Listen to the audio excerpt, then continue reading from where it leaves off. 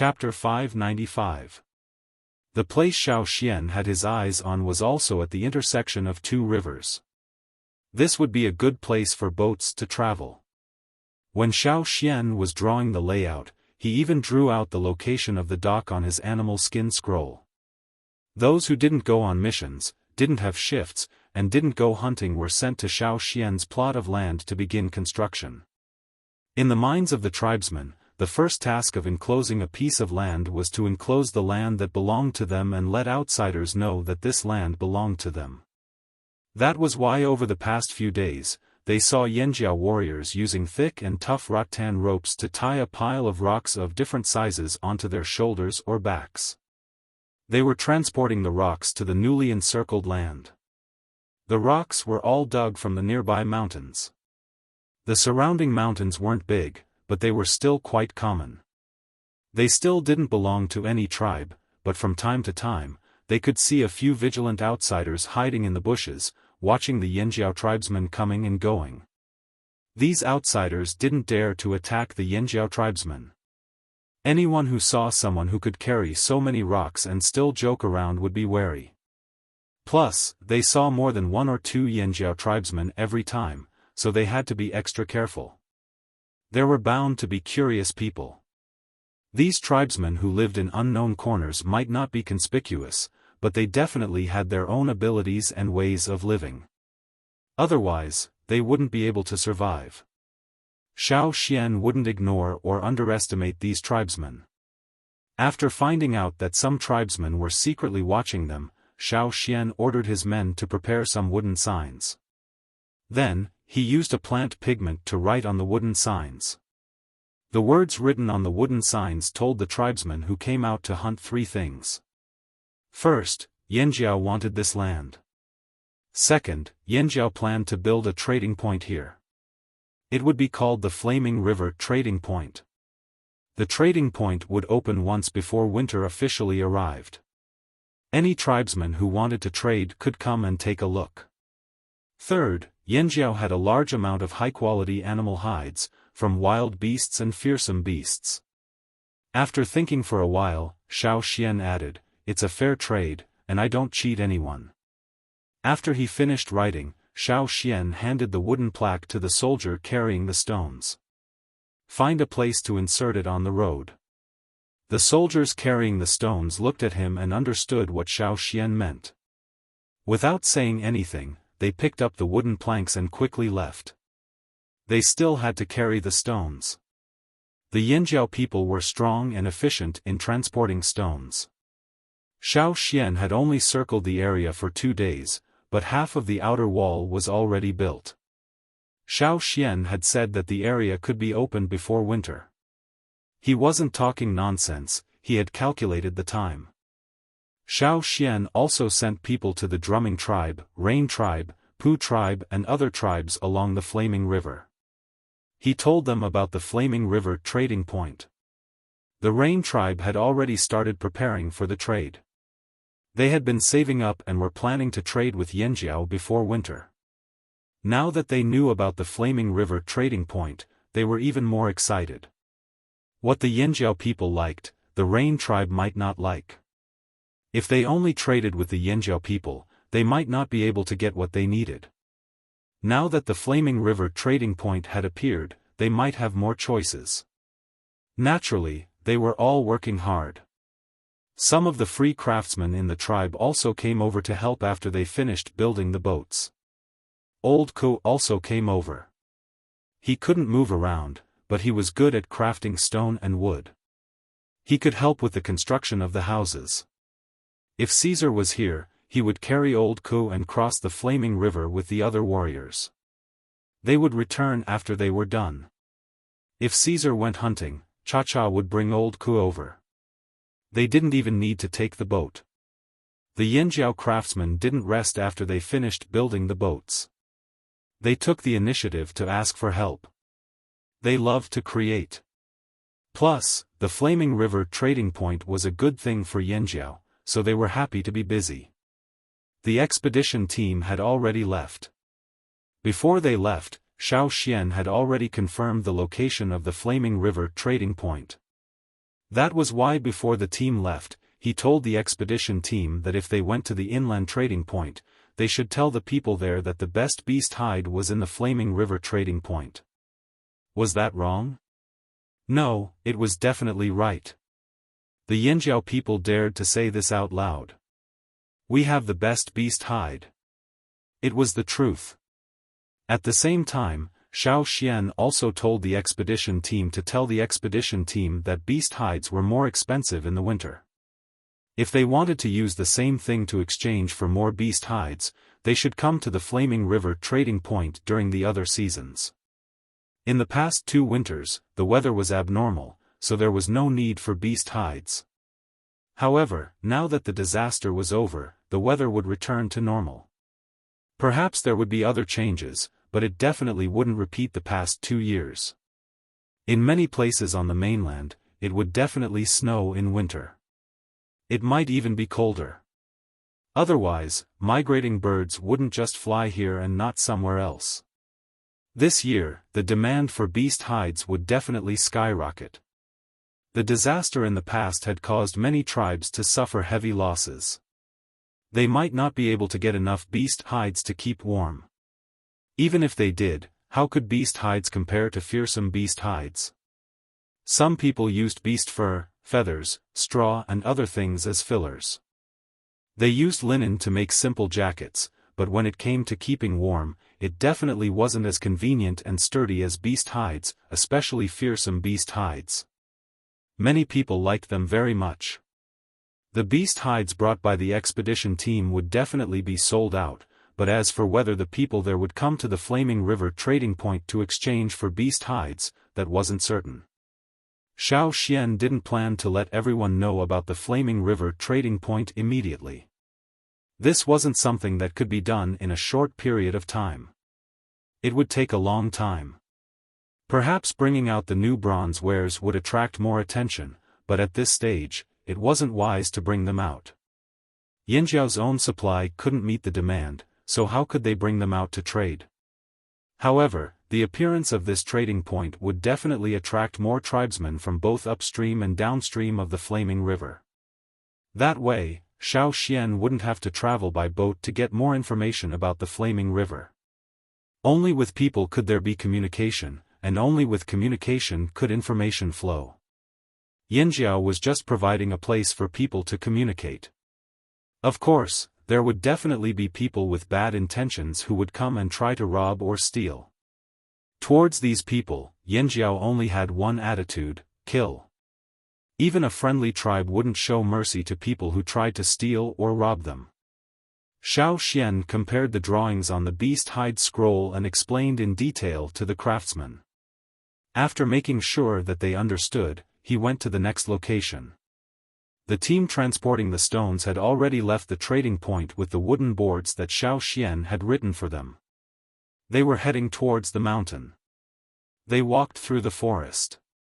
After 2 days of transporting stones, they had already carved out a small path.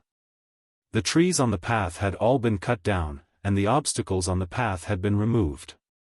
The grass on the ground had already been trampled into mud. Let's stick it here. Lang Jie stuck the wooden board into the ground beside the path. He quickly scanned the forest not far away and left with the others. Not long after they left, a few figures approached carefully. They had messy hair and dirty faces, and only had some messily woven vines draped over them. They took 2 steps forward and stopped to listen. After confirming that there was no one else around, they continued to approach. When they reached the wooden board, the leader frowned as he looked at the words on the board. His expression was bitter, as if it was difficult for him to decipher the words. Although there was indeed a common language on this continent, not every tribe had a high literacy rate. The leader finally managed to decipher the words on the board, and then he explained it to the people behind him. The few of them gathered in a circle and discussed. Another person stood on the outside and carefully observed their surroundings. When the discussion was over, the leader walked to the wooden plank, clenched his teeth, and pulled it up with all his might. After pulling it out, the few of them ran away as if there was a fearsome beast chasing after them. When Lang Jie came back with the stone, he saw that there was only a hole where he had stuck the wooden board. Chapter 596. The people carrying the wooden signs quickly shuttled through the forest. They were like agile monkeys in the forest. When they moved, they could only hear the rustling of leaves or the swaying of branches. Other than that, there was no other sound. Their feet were tied with some coarse vines, and their toes were exposed. Compared to other tribes, their toes were twice as long, and their soles were larger. When they shuttled through the forest, they used their feet in addition to their hands. Their toes were flexible and powerful, just like another pair of hands. Their fingers hooked onto a branch, and their bodies swung up. In the next step, their other foot had already hooked onto the branch in front of them, and they moved forward again. They lived in a tribe nearby. This group of people came out to hunt. If they saw wild animals, they would kill them. If they found edible fruit or other food, they would bring it back. When the Flaming Horn tribe started building the trading point on the first day, they had already noticed the movement. However, they knew that their tribe's fighting power was not strong enough. In this place, they couldn't even defeat the Drumming tribe and the Pu tribe. At best, they could only compare with the already destroyed Luo tribe. They only knew about the Yanjiao people because their chief told them. When the Yanjiao people appeared and left by boat, many of their tribe's warriors saw them. When tribesmen recognized other tribes, they basically looked at their totems. That was why when they saw the stone tablet with the Flaming Horn's totem on it, they knew who was here. Because they didn't dare to go closer, they couldn't figure out what the Yanjiao people wanted to do. After 2 days of observation, they went to take a look again today. They saw a Yanjiao person put a wooden board there, and there were words written on it. Curious, they went over to take a look. Not many of them were literate, and none of them could read all the words. Because they didn't need to know many words, they didn't care. The leader of the group was the most literate. He roughly recognized the words on the board, and was shocked by the news. In their minds, tribes should revolve around the fire seed. Regardless of whether it was a large tribe or a small one, they all revolved around the fire seed. The only difference was the size of their territory. However, the Yanjiao people had actually circled out another piece of land outside of their dwelling. Were they planning something big? What was the purpose of the Flaming River trading point? If they couldn't figure it out, they immediately went back to ask the chief and the shaman. However, they didn't know how to write so many words, and they didn't have an extraordinary memory, so they just pulled out the wooden planks and brought them back. They didn't realize that they would anger the Yanjiao people if they took away the wooden planks. No one had ever done that before. Carrying the planks, they climbed over several hills and then went down a narrow path between 2 hills that seemed to be joined together. From afar, they couldn't see that there was a mountain path. After walking through the mountain path and entering the interior, the first thing that came into view was a small basin surrounded by mountains. There were many trees in the basin, and many of the trees were tied together with vines or branches to form small huts. Above the huts, there were also branches and thick leaves, or withered leaves that were tied together with twigs and grass ropes, which could shelter them from the wind and rain. Most of the things outside were made of wood and stone. The stone and bone tools were crude and rough, and most of them were hunting tools. There were even some strange shapes. Even if outsiders saw them, they wouldn't know what they were for. Unlike the former, the wooden tools were much more exquisite. Most of their living tools were made of wood. Bamboo baskets, rattan armor, rattan shields, and so on were woven very well. The residents who were busy inside were confused when they saw the people rushing back to the tribe. Didn't these people go out to look for food? Why did they bring back a wooden plate? Were they planning to chop it up and use it as firewood? The people carrying the wooden planks ignored the curious gazes and rushed straight to the chief. They placed the wooden planks in front of the chief, who was weaving rattan baskets in front of his house. Clap. The sound of the wooden planks hitting the ground startled the person weaving the rattan baskets. He accidentally used too much force and broke the rattan baskets. The leader raised his eyebrows, which was a sign that he was about to get angry. The warrior who carried the wooden planks back scratched his ears and cheeks anxiously. He didn't know how to explain, so he just kept pointing at the wooden planks on the ground. The chief was so angry that smoke almost came out of his head. When he looked down at the wooden planks on the ground, his eyes flashed. He couldn't care less about getting angry. He kicked the rattan baskets aside and carefully placed the wooden planks in front of him to read the words on it. As a chief, he was definitely not illiterate like the others. He could easily recognize all the words on the wooden planks and deduced a lot of information from the words on it. Seeing that there were still people standing beside him, the chief waved his hand and signaled for them to leave. He sat there alone and looked at the wooden planks in deep thought. In the end, he seemed to have made a decision and brought the wooden planks to the shamanist to discuss it. At the same time, at the Pu tribe's place, they were also discussing the Flaming River trading point. When they heard that the Yanjiao people were going to build a trading point here, the Pu tribesman's first reaction was, "Damn, someone's trying to steal our business?" At that time, some people were clamoring to go fight with the Yanjiao people and teach them a lesson.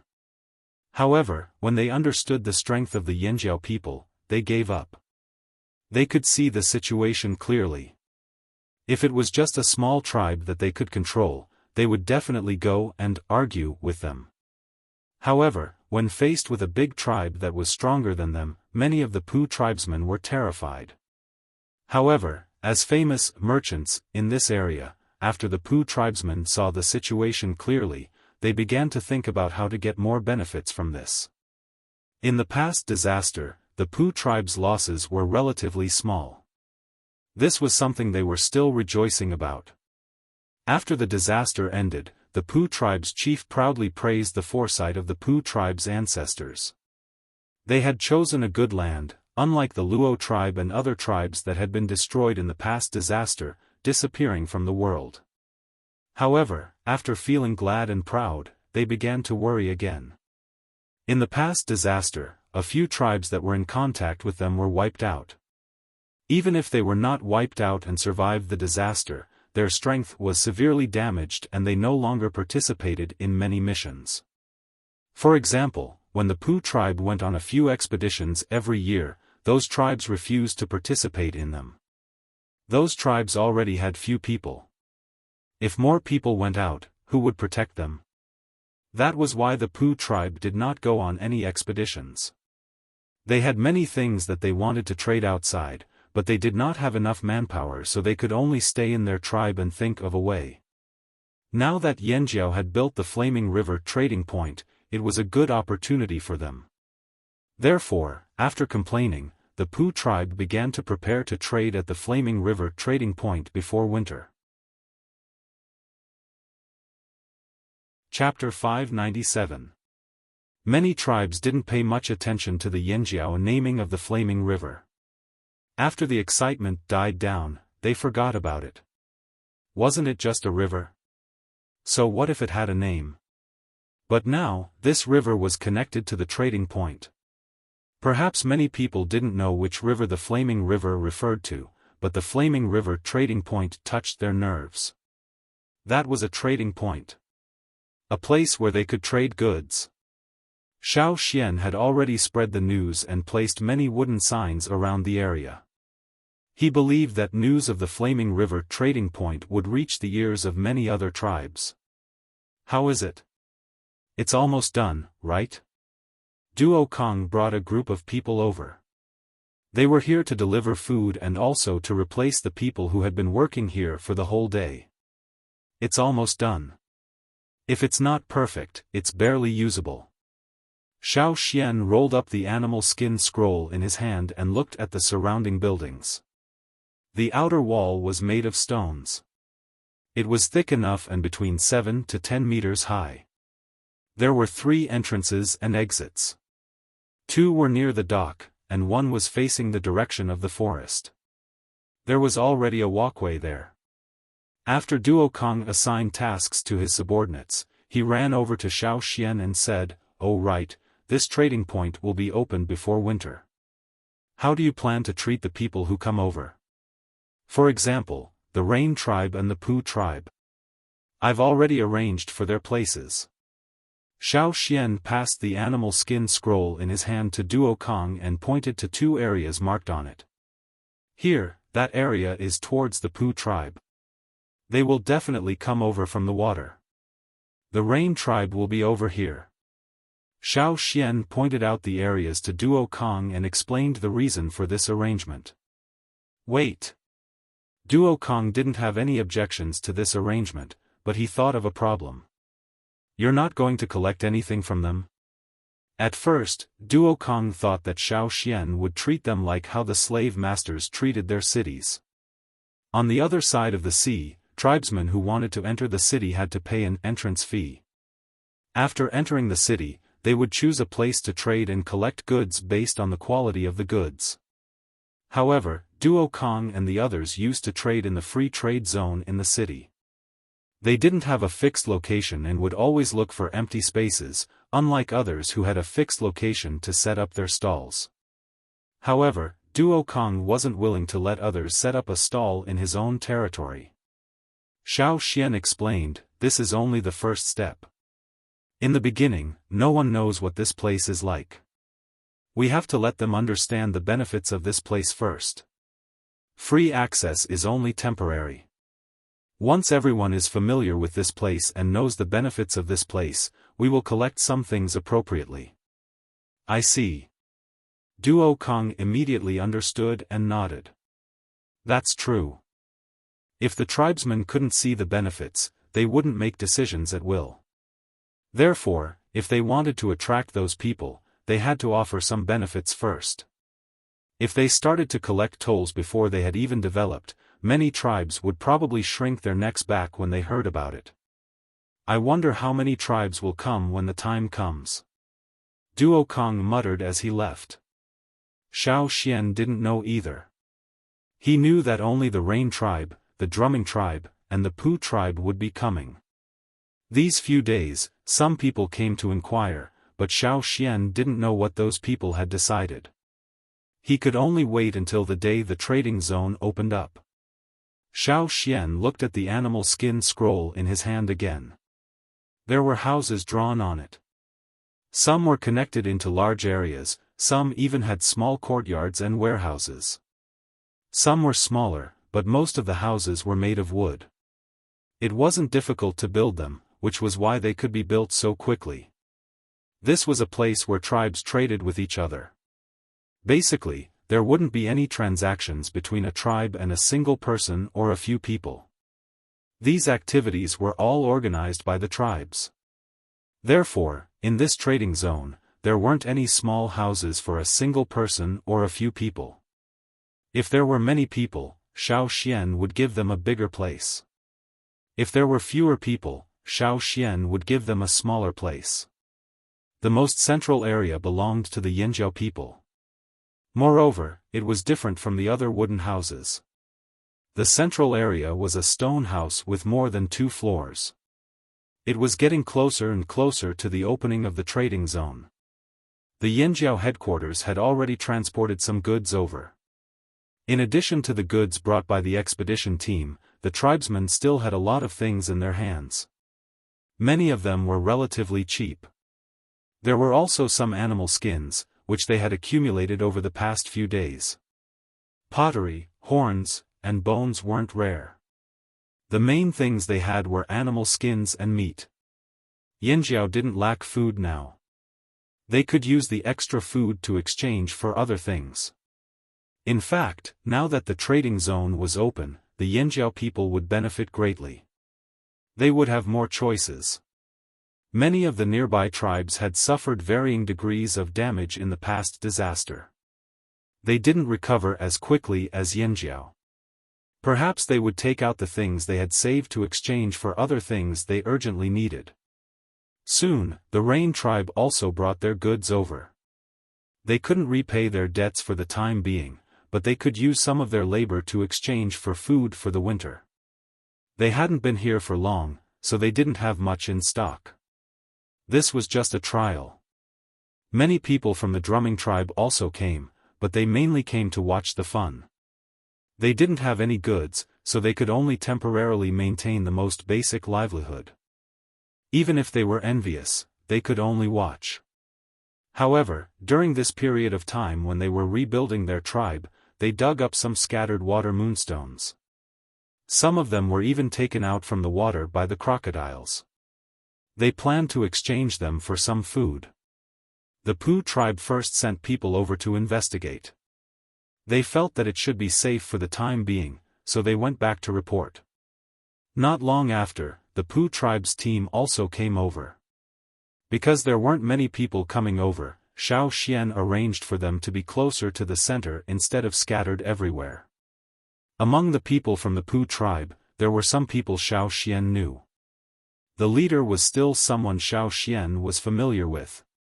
It was the Pooh tribe's expedition team's leader, Fan Ning. There were also people like you, whose eyelids were painted in bright colors.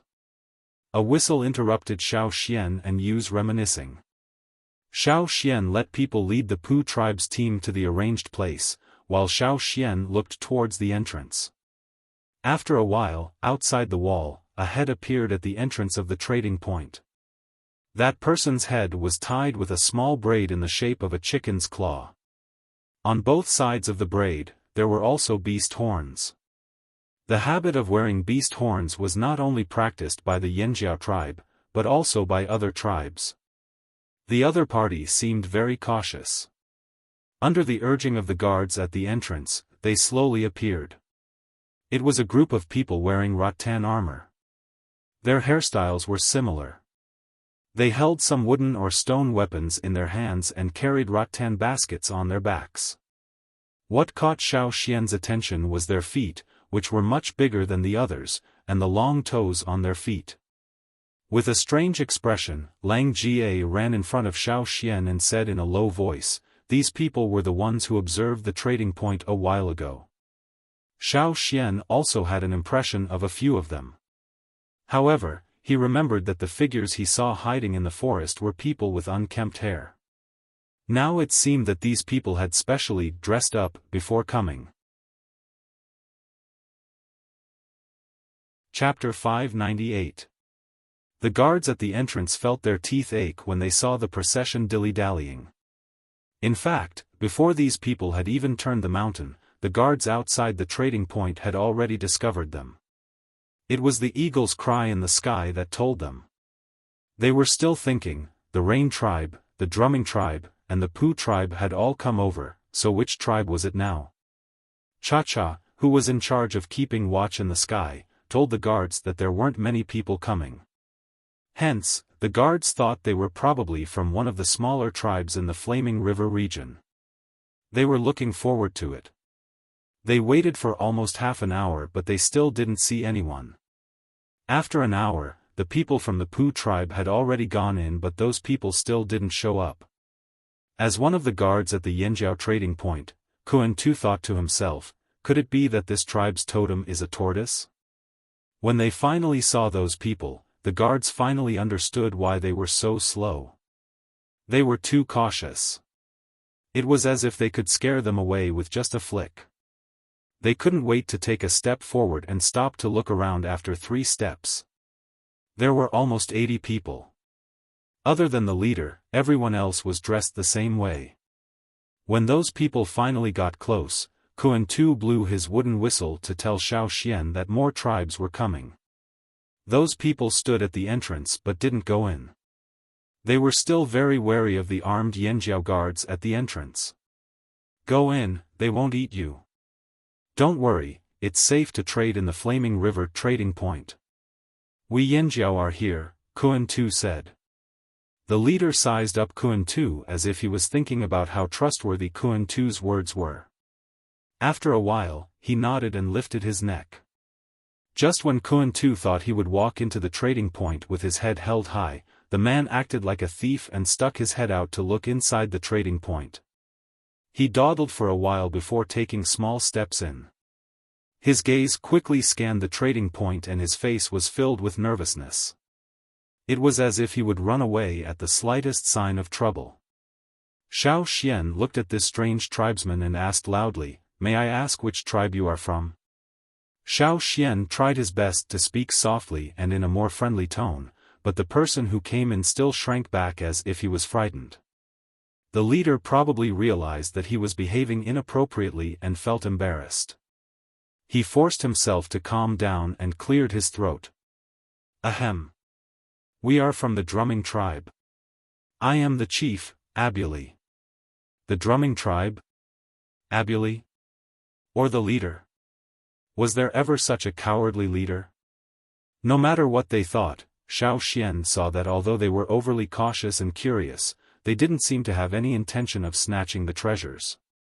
He walked over with a smile and said, "Xiaofan, elder of the Yanjiao tribe." "Elder?"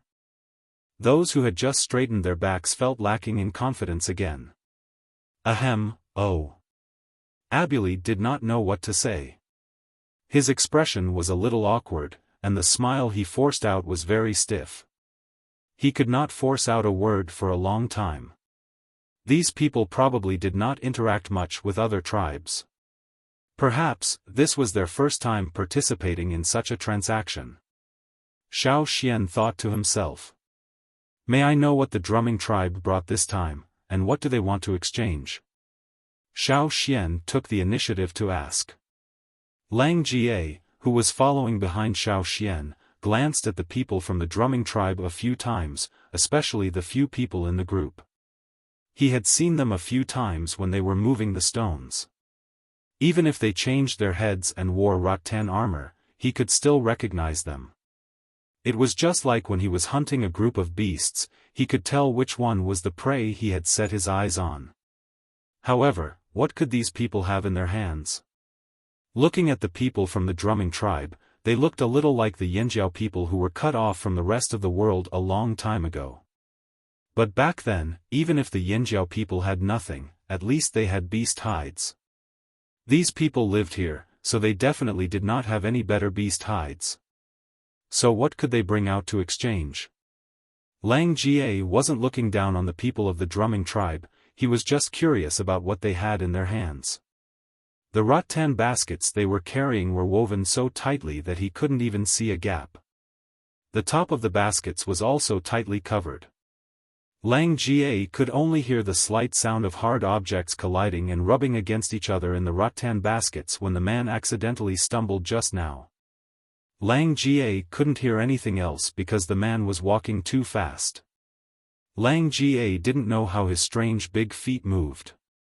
Lang Jie thought that he would fall down, but in the next moment, he stood up steadily and continued walking. Sure enough, even if they were a small tribe, they could not be underestimated. As for Xiaofan's question, Abuli did not directly answer. His eyes were still quickly scanning the surroundings, as if he was trying to identify the dangers around them. "We want to exchange for some food. Oh, and some beast hides. I want something thicker and sturdier." Abuli said this quickly and hurriedly, unlike his usual slow movements. After he finished speaking, he continued to scan the surroundings. "We have both food and beast hides in Yanjiao.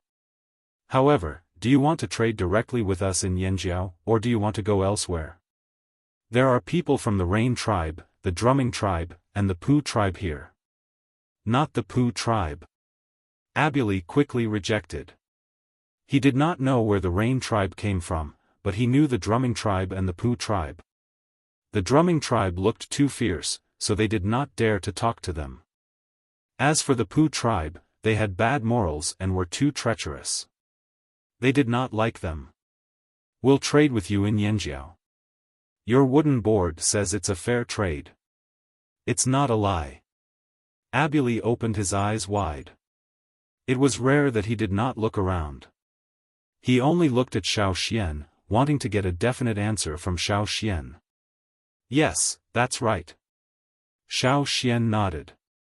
After getting a definite answer, Abuli let out a long sigh of relief.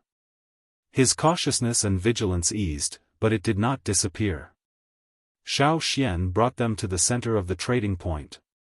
There were many empty houses along the way. There were not many people in the trading point, so there were many empty houses. However, when the drumming tribesmen looked around, their eyes were filled with envy. They were even more envious of the beast hides that the Yanjiao people wore. As for the tools in the Yanjiao people's hands, they were only curious. They did not pay much attention to them because they did not know what they were. Besides, what they wanted the most right now was food and beast hides to keep them warm. This year's winter would be slightly colder, so they had to be prepared. Although the trading point was still very simple and there were not many people, to the drumming tribesmen, a new door had already opened. The young warriors of the drumming tribe kept looking at the beast hides and meat on display. When they saw the cubs, they couldn't help but want to take a good look and touch them. Lang Jie looked at the warriors of the drumming tribe who kept swallowing their saliva. What made him satisfied was that although these people really wanted to take those things, they didn't have any intention of snatching them. Instead, they just followed Abuli, who was in the lead. The drumming tribesmen wanted beast hides and meat, so Xiaofan mainly brought them to the area where the hides and meat were displayed. The more he looked, the more nervous Abuli became. Yanjiao's beast hides were far better than he had imagined. He did not know how much they could exchange for. Would they be able to reach his expectations? After showing them around, Xiaofan brought them to a spacious warehouse. There, 80 drumming tribesmen could enter. You've already seen the beast hides and meat. They should be enough to satisfy you. Now, let's see if you can bring out something that will move our Yanjiao. Chapter 599. Abuli's face was tense as he replied with a grunt. Then, he removed the rattan basket from his back. Xiaofan could tell that Abuli wasn't trying to pull a long face. He was probably too nervous, and his movements were stiff as he removed the rattan basket. Behind Abuli, there were more than 10 Ji tribe warriors carrying heavy rattan baskets. They also removed the rattan baskets from their backs, but they didn't seem to have any intention of opening the rattan baskets. They just hugged the rattan baskets with nervous expressions. In comparison, Abuli was the calmest of them all. The surrounding Yanjiao warriors also looked at Abuli's rattan basket. They wanted to see what this strange Ji tribe had brought. If it wasn't something that Yanjiao needed, would they still trade with these people? The rattan baskets were tied too tightly. When the lid was opened, the rattan basket let out a creaking sound. It was very clear in the quiet warehouse.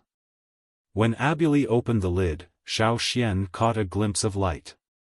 The reflection of the light made his heart skip a beat. These are the things we brought. Abuli placed the rattan basket on the table in front of him and pushed it towards Xiaofan. The muscles on his arms seemed to be frozen. His movements were not smooth at all. His two eyes stared straight at Xiaofan. He wanted to know what he wanted to know from Xiaofan. Did the Yanjiao people want the things they brought? If the Yanjiao people didn't want them, should they just carry them back? Or should they do something else? Sensing Abuli and the dozens of pairs of eyes behind him, Xiaofan calmly moved the rattan basket over and looked inside. Sure enough. Inside Abuli's rattan basket, there were some white transparent hard objects. Every one of them had distinct edges and grew into a cluster. There were only a few scattered crystal pillars that looked like they had been broken by an external force. Xiaofan took out the broken piece. It was a white, transparent crystal. The bottom part of the crystal was white, while the other part was colorless and transparent. Crystal? Xiaofan looked at the crystal in his hand, which was almost as thick as his forearm. Although he had seen crystals in some trading places before, they were not necessary for most tribesmen. They were not like the jade produced by the Mang tribe, which had an effect on the totemic power in the body. They were also not like the water moon stones of the drumming tribe, which could illuminate the body. They were not as valuable as the shells that could be used as currency for medicinal purposes. Therefore, even if people bought these crystals back, they would only make them into ornaments. And those who could buy these crystals were people who didn't have to worry about food and clothing. Many tribes who were short of daily necessities wouldn't trade for these crystals at all. But now, the crystals that the drumming tribe took out were not only big, but they were also in clusters. The crystal in his hand was as thick as a forearm and as long as a palm, but it was only a small one among the clusters. Seeing that Xiaofan was only a little surprised at the beginning, the drumming tribesman became even more nervous. Xiaofan handed the crystal in his hand to Lang Jie next to him. For the Yanjiao people, this kind of thing could only be used as an ornament. There was no need to trade. Only the people from the other side of the sea would look at Xiaofan from time to time, as if they wanted to say something, but because of the rules, they didn't say anything. Lang Jie weighed the crystal in his hand, then took out a short stone dagger and slashed at the crystal abruptly. Zeng! Stone powder splashed out from the point of impact. The drumming tribesmen were so scared by Lang Ga's sudden movement that they all took a step back at the same time. Looking at the small gap in the crystal, then at the gap in the knife in his hand, Lang Jie said, "Medium to high-quality stone." After testing the stone, Lang Jie put the stone on the table expressionlessly. Aside from the stone's special appearance, there was nothing else that surprised him. What was the use of just looking good? Wouldn't a polished stone tool be more or less the same for hunting?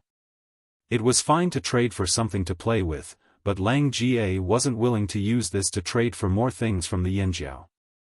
Their tribe had plenty of stone tools. Now that many people were using metal tools, what was the use of these? And for the Yanjiao people, the best ornaments weren't beautiful stones, but fierce beasts' horns, sharp teeth, claws, and so on. Those were the best ornaments to show off one's strength. There was a thing called aesthetic differences in this world. Next to Lang Jie, a warrior from the other side of the sea held back for a long time. When Lang Jie finished speaking, he finally couldn't hold it in any longer. Just as he was about to speak up, Xiaofan made a gesture and he immediately stopped talking. He stood quietly behind, trying to keep a straight face. He wasn't as anxious as before.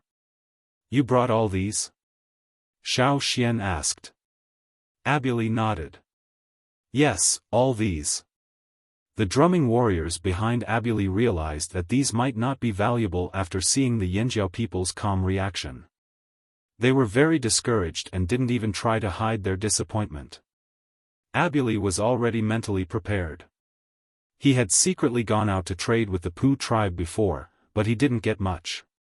This time, although he had high hopes for Yanjiao, he was also prepared for the worst. He even thought that he wouldn't be able to trade for anything and would bring these back untouched. The most stressful moment was over, and now Abuli was more at ease. He carried the rattan basket over and looked at the large cluster of crystals inside. "These are called crystals. They have a special meaning in our tribe. They are bright and sturdy, and are loved by our drumming tribe. In the drumming tribe, these crystals would be made into jewelry and worn on the chest. They could also be made into weapons.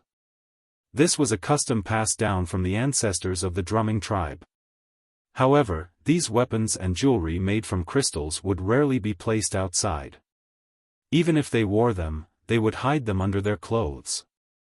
Weapons were the same.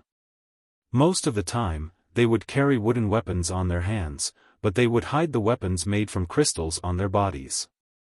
The drumming tribe believed that important things should be hidden and not seen by others.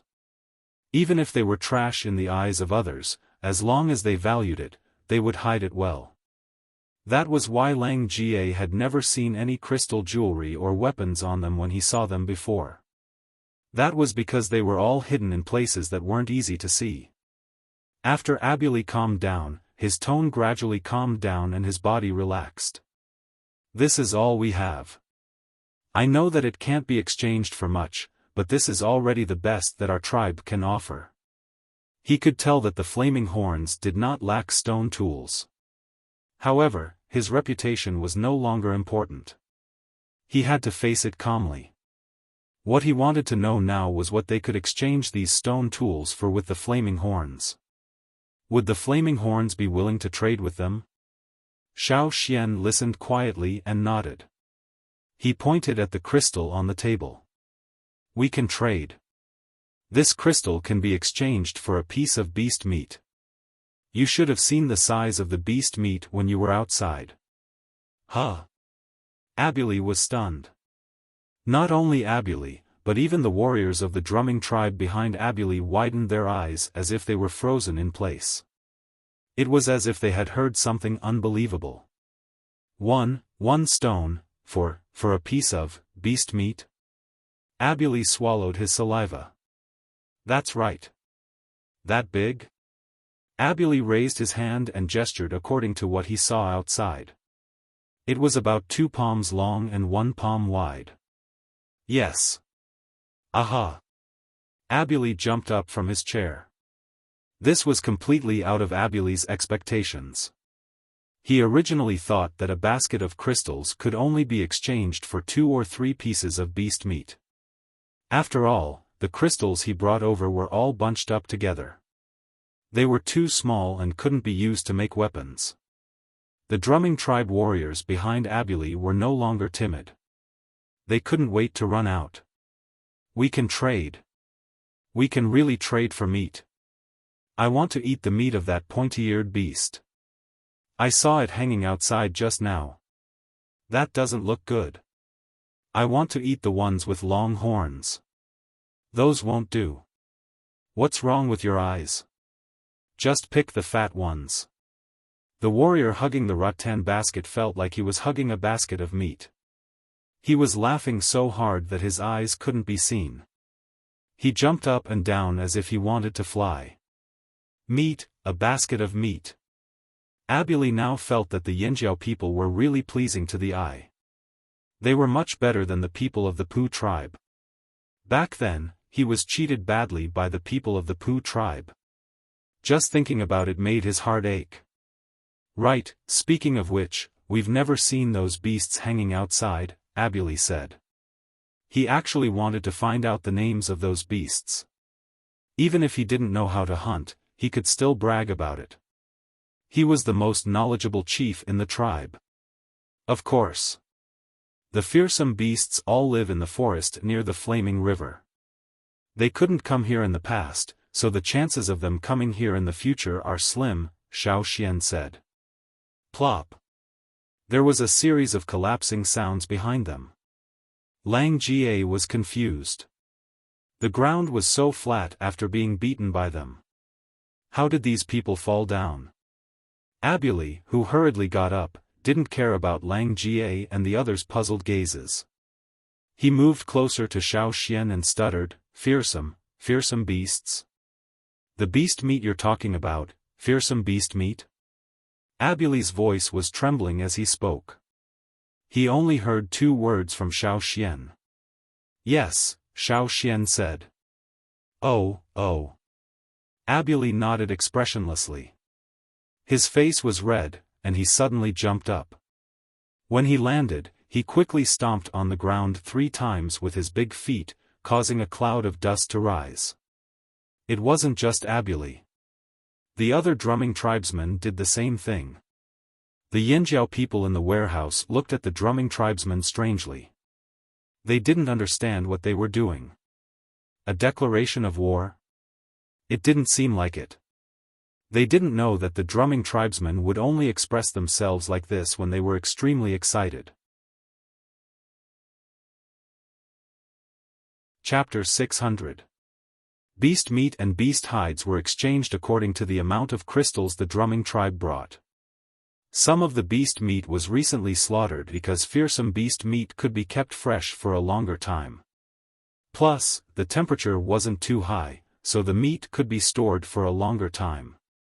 When it was placed in the trading point, there was no strange smell. Some of the meat was taken from the cave on top of the mountain where the Flaming Horn tribe stored their food. When they were chopped, the meat was hard and firm. Other than that, there was also cured meat and jerky, but those were more expensive because of the salt involved.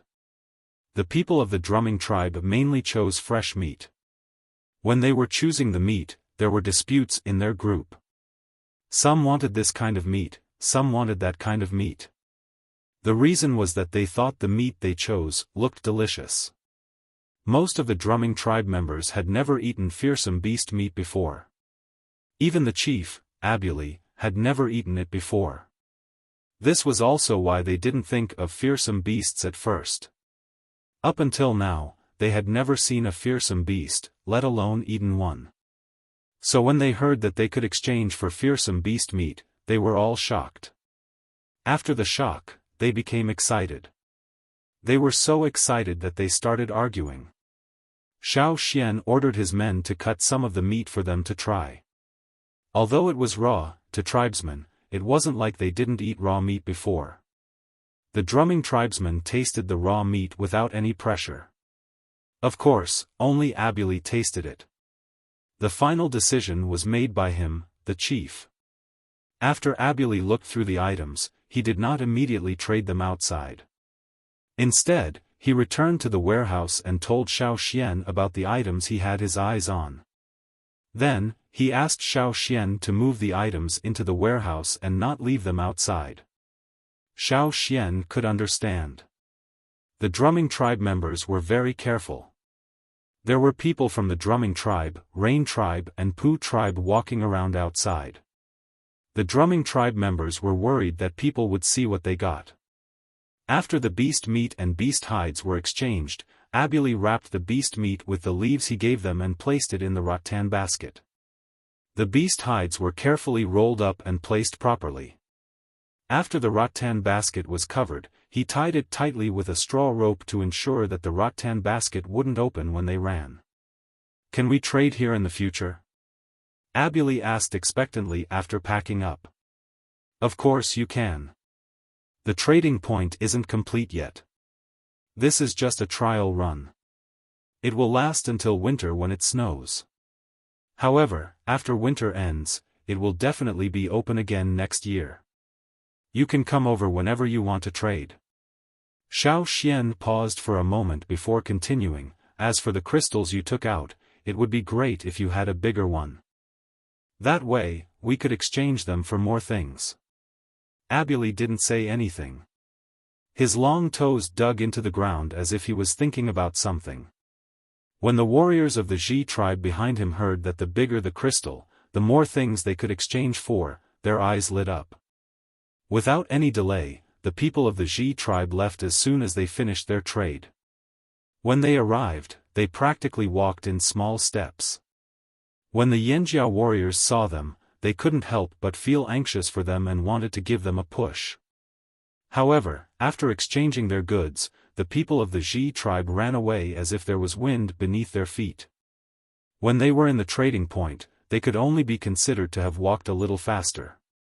After all, within the trading point, Yanjiao had guaranteed that there would be no robberies. As soon as they left the trading point, a group of 80 people disappeared in the blink of an eye. Kun Tu and the others who were guarding the entrance of the trading point were dumbfounded. It's good that they ran fast. It's safer. Xiaofan smiled as he watched the figures flash by in the distant forest. Because of the Yanjiao people inside the trading point, there wouldn't be any robberies. However, in the forest outside the trading point, there were some people with ulterior motives. They didn't have anything to trade in the trading point, so they wanted to rob the people who had exchanged their goods. However, the people of the Ji tribe weren't good at other things, but they were very good at escaping. The Yanjiao people couldn't help but sigh. Growing such big feet wasn't useless. Not only were those people fast, but they were also very agile in the woods. They were up and down, and their figures were erratic. Their existence was reasonable. No matter how small a tribe was, they still had their reasons for surviving. The people hiding in the forest who wanted to rob them could only watch as the people of the Ji tribe ran further and further away with their rattan baskets on their backs. After exchanging their goods, Abuli's group was so excited that they wanted to fly. They ran even faster. Hooking on branches with their toes, they even flipped a few times in the air as they flew past a bush of thorny plants. They weren't worried at all about falling and smashing into the thorny plants. In the past, the Xi tribe rarely interacted with other tribes. Most of the time, they hid in the forest and lived their own lives. They were very wary of other people. Only by being careful could they live a long life. When he saw the Yanjia wooden board with the words written on it, Abuli hesitated. However, in the end, he decided to give it a try. He didn't expect to succeed. At that time, there were many people in the tribe who objected. They said that it was definitely the Yanjiao people's scheme. Humph. When they returned and saw the things in the rattan baskets, who would object again? The more Abuli thought about it, the more proud he became. He felt that he was wise and powerful. No wonder he was the chief of the tribe.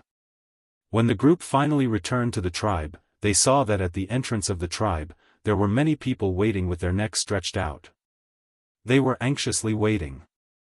The first Xi tribe warrior who noticed Abuli's group shouted. Soon, a large group of people rushed out from the gap. They had been waiting for Abuli's news.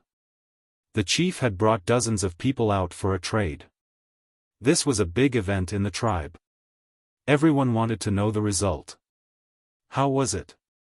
The shaman of the Xi tribe held a purple crystal staff and walked out quickly. Abuli raised his chin and put on airs. There's no rush. Let's talk inside. The shaman of the Xi tribe knew Abuli well. When he saw this, he knew that they had succeeded. However, when he entered the tribe, he realized that this trade was much more successful than they had expected. Some of the Xi tribe warriors who went out for the trade couldn't hold back their saliva anymore and started to talk about what they had seen and heard. After all, they were the first batch of people to go out for a trade. How could they not show off? Not to mention, this time, they had indeed opened a new door. Abuli didn't care about the beast meat. Instead, he took out the beast skin he had exchanged for and put it on. He turned around in front of everyone. How was it? Beast skin. Fearsome beast skin. You've never seen this before, right? Someone went over and touched the beast skin from top to bottom, then from bottom to top, but Abuli slapped him away with his stick. You can really exchange for it? Those who didn't go with him regretted it. They thought that this trip would be dangerous and wouldn't yield any results. Who would have thought? The onlookers hesitated for a while. Then, they thought of something and ran back to their homes. Every family in the Xi tribe had a lot of crystals. However, most of the crystals they had were about the same size as the ones Abuli brought out. Some were even smaller. After Abuli showed off, he waited for the crowd to disperse and came to a cave. Inside, he hid the treasures of the Xi tribe's chiefs for generations. Not only were there bigger crystal pillars and clusters, some of them were even glowing. Chapter 601. Not long after the drumming tribe left, a few other smaller tribes arrived. In the past, these smaller tribes didn't have much of a presence. Even if Xiaofan sat on the eagle's back and searched everywhere, he might not be able to find all of them. Now, news of the trading point had probably spread. Some people couldn't help but come over out of curiosity, while others came to trade after hearing about it from others. For example, a small tribe that Xiaofan had never heard of sent almost 50 people carrying baskets of fruit. They got the news from the drumming tribe. Just like the drumming tribe, they were also a small tribe with low combat power. That was why they had been living in seclusion all year round. They wished they could hide in the dark all day long. They felt safer that way. Now, probably because of the disaster, they had suffered some losses and were having a hard time. They also heard from the drumming tribe that they had obtained some benefits at the trading point, so they mustered up the courage to come over. Then, they obtained some food and animal skins from the Flaming River trading point. Although it wasn't much, it was enough to satisfy them. Firstly, they didn't have the crystals that the drumming tribe stored, and secondly, they didn't bring many fruits either. However, looking at the Yanjiao people, they seemed to like the things they brought. They wouldn't have to eat fruits this winter. There were animal skins too. Although most of them were just animal skins, it was enough to make them excited. This trip was worth it. Yes, the Yanjiao people were very satisfied with the fruits they brought. These fruits were high-quality food, comparable to fearsome beast meat. They didn't know where the tribesmen gathered these fruits. Even in the depths of the forest, the Yanjiao warriors had never seen these fruits before. They wouldn't tell anyone about this secret. The Yanjiao people didn't hesitate either. After all, it was just fruits. Without these, they could find other fruits in the forest. The reason why they were willing to trade was because the children in the Yanjiao tribe preferred these fruits. Compared to the ferocious beast meat, the energy brought by these fruits was milder. Even the children who had not awakened their totemic power could eat them, and some of them could be given to the children in the tribe as snacks. As the name of the Flaming River trading point spread, Xiaofan's initial goal was achieved. Not only did the Yanjiao people get many things they were satisfied with, but the people who came here also left with smiles on their faces. After winter ended, when the Flaming River trading point opened again, they would come again. The drumming tribesmen didn't have any goods on hand. They came here to buy soy sauce, so they could only look and not trade. The people of the Rain tribe threw out the things in their hands and exchanged them for the things they needed to survive the winter. Other than the Yanjiao people, the happiest people were probably the people of the Pu tribe. The drumming tribe did not have many water moonstones, but the Pu tribe did. After trading with the drumming tribe for so long, plus they hadn't gone on a long journey for a long time, the Pu tribe had stockpiled a lot of water moonstones. Unlike the drumming tribe, who suffered a severe disaster, the Pu tribe's stock was basically intact. The people of the Pu tribe, especially the people from the Pu tribe's expedition team, used their stock to trade for a lot of beast hides and meat from the Yanjiao. They bought them back to make jerky, then froze them. When winter ended and they went on a long journey, they would sell them. It had to be said that the people of the Pu tribe were indeed shrewd merchants. They could see the huge business opportunity in just one trip here. Yanjiao's beast hides were better than any they had seen before. They could stock up and sell them at a higher price when they went on a long journey. Because fearsome beasts were rare on the mainland, their meat and skin, and even some horns and bones could be sold for a high price. This way, they could trade for more goods, and when the time came, they could come back and see if they could scam someone. However, even though they were satisfied, they were still confused. Why did the Yanjiao people think of claiming their territory here? Why didn't they put their fire seed here too? The tribesmen's thinking was still stuck on the idea that they had to leave their fire seed here. Only with a fire seed could they determine their territory. However, in the Flaming River trading point, they didn't feel a trace of Yanjiao's fire seed. That was why the people who came here didn't feel any rejection from the fire seed of another tribe. This was also why they were satisfied. In the past, if they wanted to trade on a large scale, they would go to the Pu tribe the most. Not to mention how stingy the people of the Pu tribe were, just the Pu tribe's fire seed made people feel uncomfortable. That was why many people didn't go there again after the first time. The Flaming River trading point actually didn't have a fire seed. This was what surprised every tribesman who came here. When they returned to their own tribes, they would talk about it after dinner. However, in the end, some people who thought they were smart concluded that Yanjiao didn't use a fire seed to make the Flaming River trading point more attractive.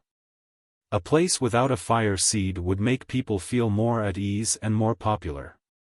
At the same time, they were also surprised by Yanjiao's courage. Not only did they enclose their territory, they even allowed outsiders to enter their territory. This was definitely not allowed in many tribes.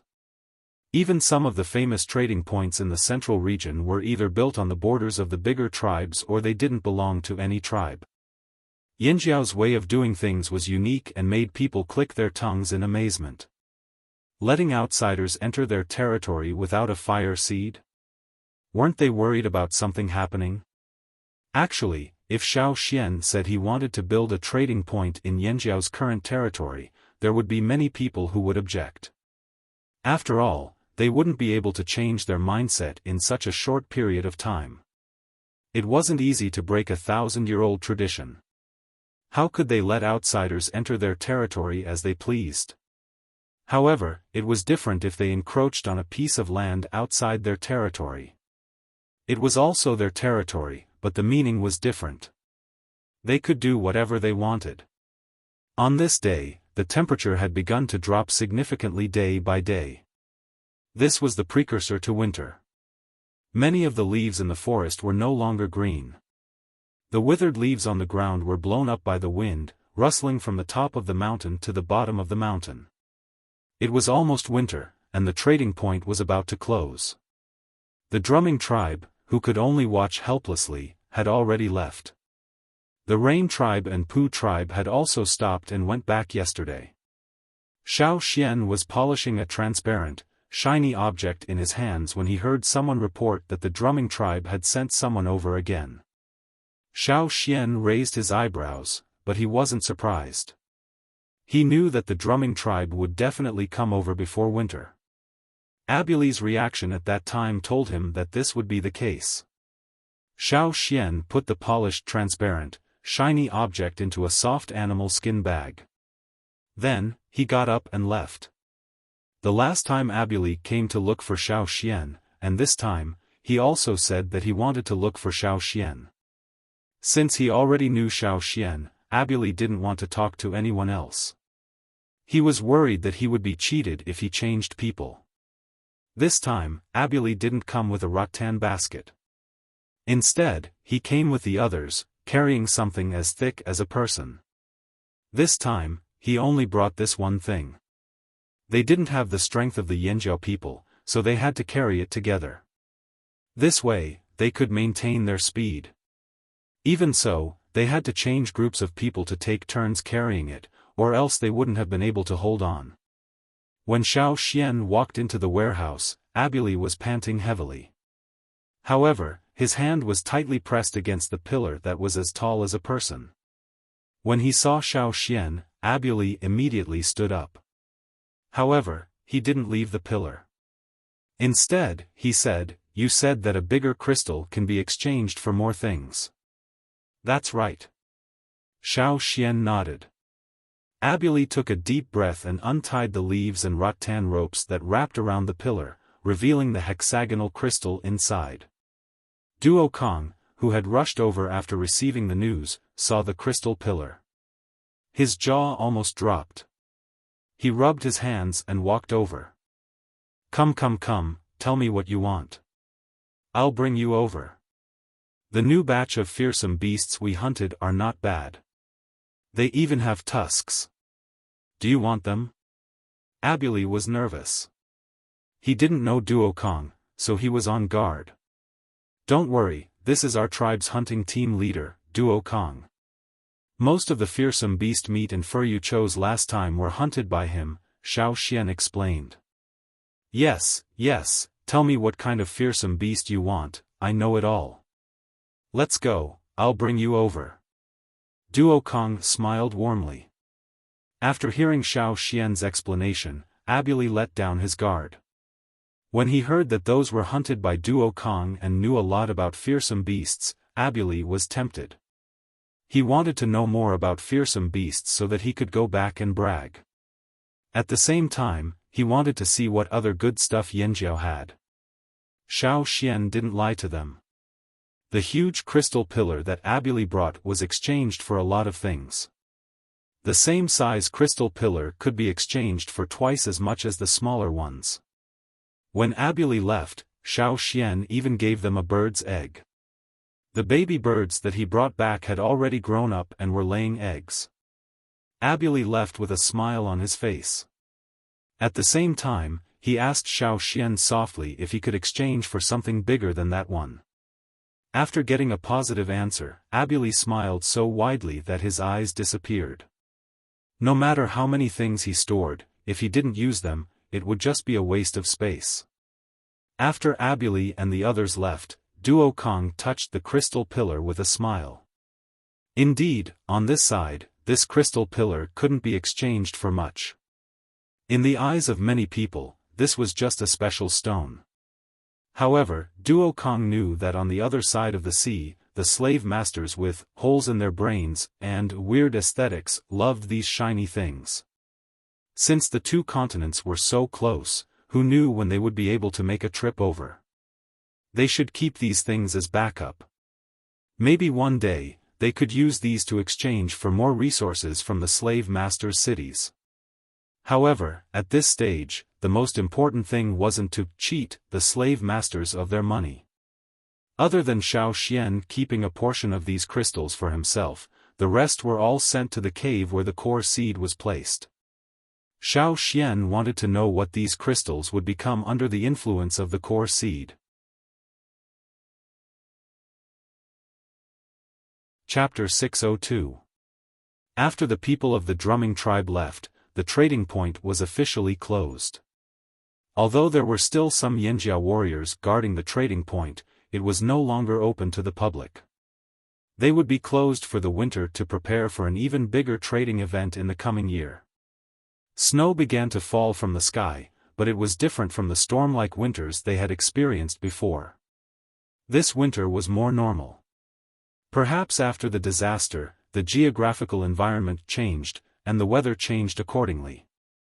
After 2 strange and hot winters, this year, the people of the mainland finally welcomed a normal winter.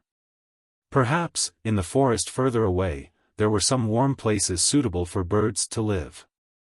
However, the people of the mainland did not yearn for it. They did not have high expectations, and all they wanted was a normal winter.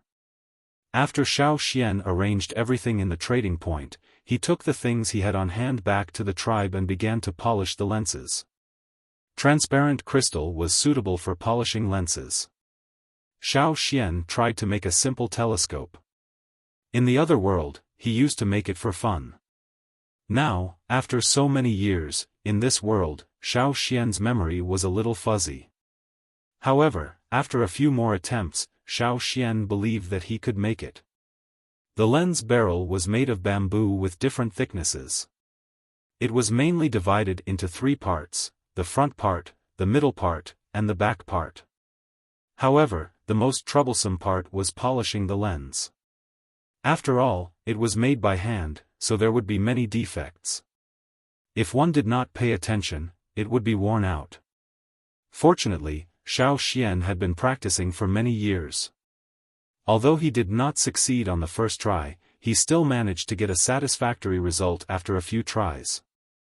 The focal length of the lens was not known, so Xiaofan roughly used the method of focusing light to determine it. Everything was done manually. When the lens, eyepiece, and lens were finally finished, and the front, middle, and back parts were made, Xiaofan assembled them and made a simple telescope. Xiaofan tried to see the situation on the other side of the river. With the eyesight of many totem warriors, they could also see the scene on the other side of the river. However, with the help of binoculars, they could see more clearly. Unfortunately, Xiaofan was still not satisfied with the result of polishing the lens. The image was not clear enough. This set of lenses could be used to make ground-based telescopes with a variety of magnification factors.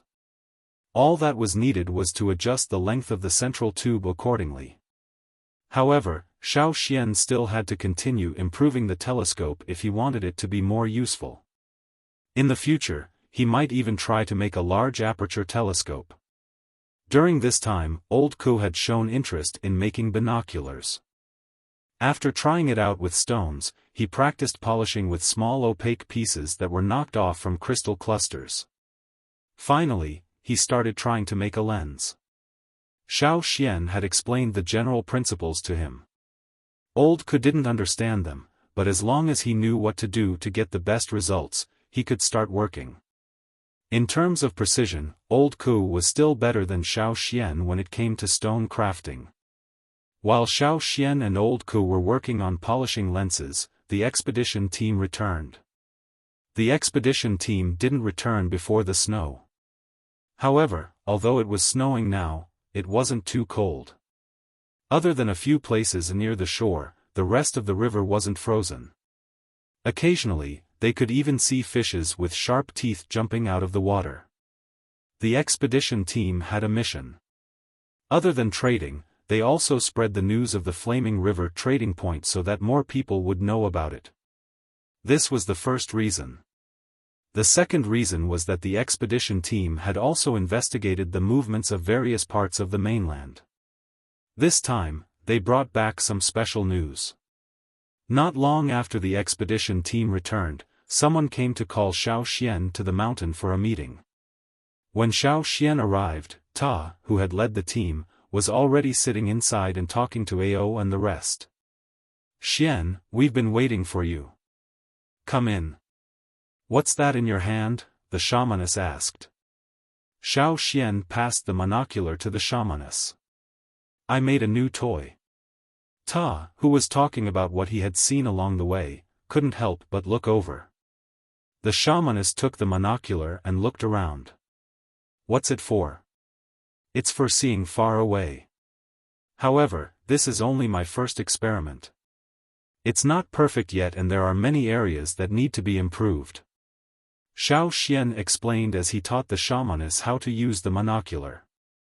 After listening to Xiaofan's explanation, the shamaness was interested.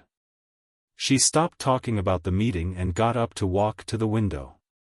She lifted the thick animal skin covering the window and used the monocular to look outside. The hall was located near the top of the mountain. After the disaster, the mountain had grown a lot taller.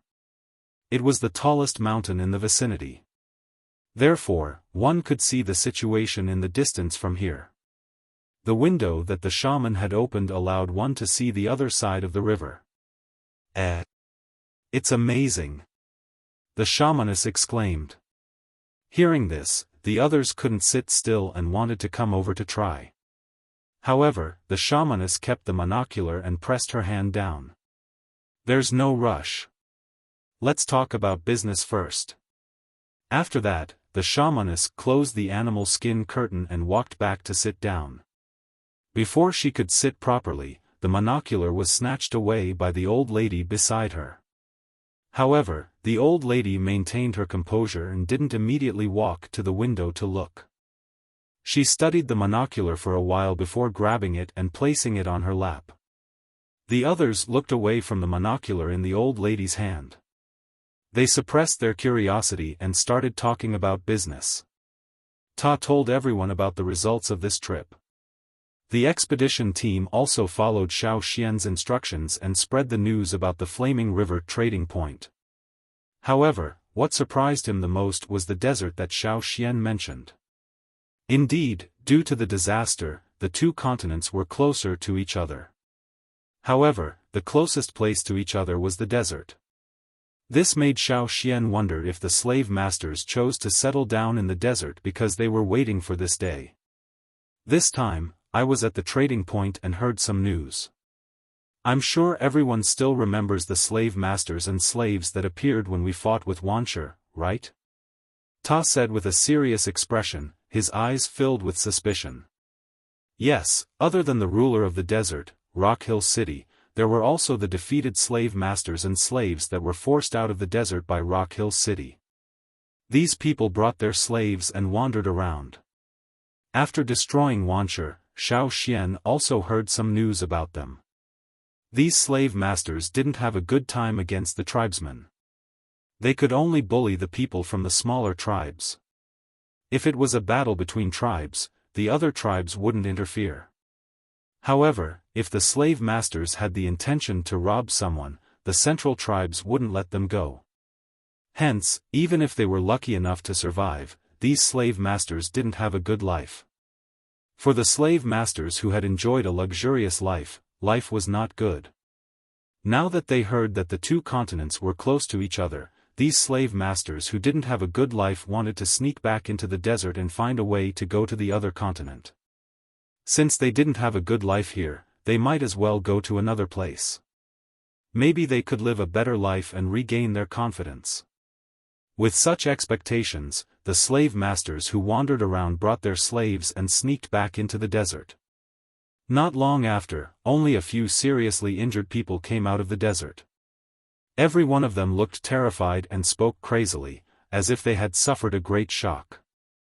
A travel team that passed by the desert met them and heard the news from them. Those people said that there were some monsters in the desert. Monsters in human form. Ta said in a low voice. Monsters in human form? Xiaofan was puzzled. That's right. Those who were lucky enough to escape died not long after. It said that none of the slave masters and slaves who entered the desert came out alive. No one knows what is happening in the desert now. Tower told him the information he had obtained during this long journey. Those monsters in human form, have they gone outside the desert? Xiaofan asked. Ta shook his head. Never heard of it. The house fell silent as they pondered the authenticity of this news. Then should we be on guard? What if those people, monsters, come out? Duo Kong said. Maybe it's the people from Rock Hill City? Ao guessed. That's possible. If those monsters in human form are true, it's most likely related to Rock Hill City. However, Rock Hill City's main target is the other side of the sea. They shouldn't affect us in the short term. Xiaofan said, instead of worrying about that, why don't we use this opportunity to change the Flaming River region? Chapter 603. That's right. Zheng Luo nodded. Even if something happens in the desert, we can't do anything now. Why don't we use this opportunity to develop? We want to establish our position as the largest tribe in the Flaming River region. We don't have to worry about the desert. Even if something happens there, they'll fight their own battles and we'll do our own. The two shamans agreed. There's one more thing, the shaman said, after this winter, Yanjiao will have to make some changes. Xiaofan knew what the shaman meant by changes. Actually, after the destruction of Wuxia, the tribe had been looking for a chance to make changes. After all, a tribe couldn't have two chiefs and two shamans forever if they wanted to continue developing. After the division of power, the people in the tribe would feel divided. It would be hard to make a decision on anything. Now that the disaster was over, they were sure to live here for a long time. The new chief and shaman would be appointed soon. Of course, Guizhe would take over as the new shaman. Guizhe also participated in the high-level meetings of the tribe. In the past year, the two shamans had passed on most of the knowledge they wanted to impart to Guizhe. The rest would be left for Guizhe to experience on her own. As for the new leader, it was decided long ago that Guizhe would succeed him. Duo Kong and Ta would be the two main leaders. The two shamans and chief would step down and become elders like Xiaofan. However, the grand elder would still be Xiaofan. Because they were prepared, no one was surprised when the shaman said this. When winter ends and the trading point reopens, we will invite the tribesmen from the Flaming River region over. Then, everyone will know who the chief and shaman of Yanjiao are, Ao said. This was the result of Xiaofan's discussion with them. When the trading point reopened, they would hold a banquet and invite the representatives of the tribes from the Flaming River region. In Ao's words, it was to let them feel the power of the flaming horns. As winter came, the temperature dropped. The ducks didn't come out of their sheds. The vegetable fields and animal pens were also protected. The green-faced fanged beasts went into hibernation again. The days passed. It was the coldest time of winter. It was still snowing. However, for the Yanjiao people who had experienced the stormy winter here, this was a rather mild winter. Even the children who had not awakened their totemic power could go out and play for a while. Many places on the flaming river were covered in a layer of ice. Snow piled up on the surface of the ice, making the flaming river look almost the same color as the land. In the upper reaches of the flaming river, on a bank slightly further away from the Yanjiao tribe, a huge fearsome beast walked in the snow. It shook its long gray fur and shook off the snow on its body. Then, it raised its head and looked ahead. Even though it was far away, it could still smell the food coming from there. His crimson-red tongue stuck out and brushed past his sharp fangs. It lifted its feet and walked forward. The white snow was imprinted with the shape of a millstone-sized beast's claw. The white fog exhaled by the beast merged with the whiteness of the ground. Other than the sound of its footsteps on the snow, there was only the sound of its breathing. It was getting closer. It was getting closer. There was a lot of food ahead. It could even hear the sound of food. However, just as it was about to walk over, its body froze. There was a cracking sound under its feet.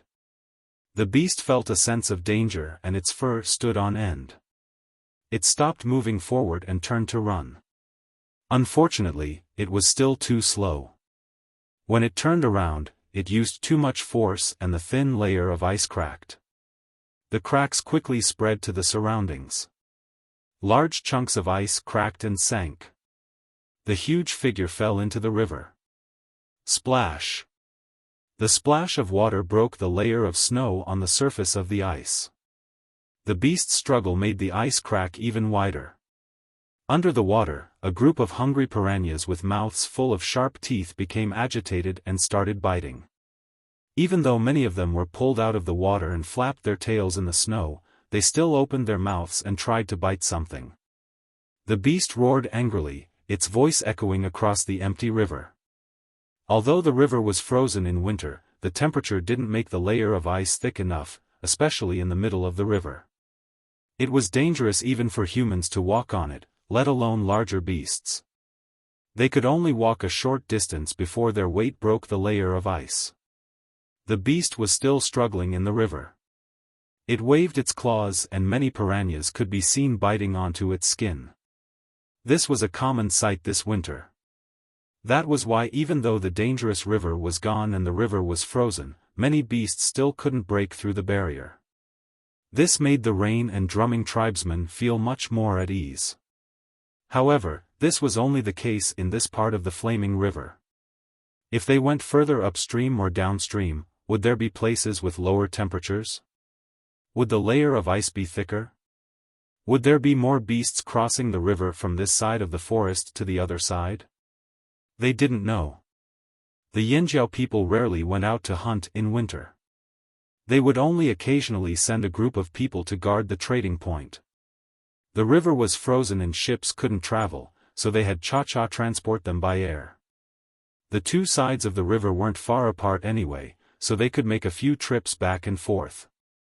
Xiaofan had thought of making some transport by air, like gliders and hot air balloons. However, although there weren't continuous strong winds in winter, there would be some from time to time. No matter what, the safest way was to have Cha-Cha transport them by air. Xiaofan spent most of his time at home polishing lenses with old Ku. Today, Xiaofan was polishing lenses when someone came to report. The shaman of the drumming tribe is here. The shaman of the drumming tribe? Xiaofan put down the things in his hands and asked the soldier, he didn't go up the mountain to look for the chief and shaman? He did, but he said he was looking for you, Grand Elder, said the soldier. Xiaofan didn't know why the shaman of the drumming tribe was here at this time, so he asked for the location and walked down the mountain. Other than the meeting hall on the mountain, there was another one at the foot of the mountain. Most of the time, people from the other side of the river would meet there to discuss matters. At this time, the shaman of the drumming tribe was already waiting there. Before Xiaofan walked into the stone house, he sensed something and looked up at the river. The shaman of the drumming tribe didn't come here on a raft because many parts of the river were frozen. He came here on a crocodile. Xiaofan thought that the crocodiles would find a place to hibernate and wouldn't come out in this cold weather. He hadn't seen any crocodiles in the past few days. Most reptiles didn't like cold weather. He didn't expect there to be something special. On the surface of the river covered with a layer of snow, there was a long path in the middle of the river. A crocodile's head rested on the ice, facing this way. When Xiaofan looked over, the crocodile's closed eyes opened. Although they were a little far away, Xiaofan could still see the dark brown irises in its eyes. Looking away, Xiaofan opened the door and walked into the stone house. In the house, the shaman of the drumming tribe was sitting by the fire, holding a shining crystal in his hand. That crystal wasn't a water moon stone, but a stone similar to water moon stones that Xiaofan brought over from the other side of the sea.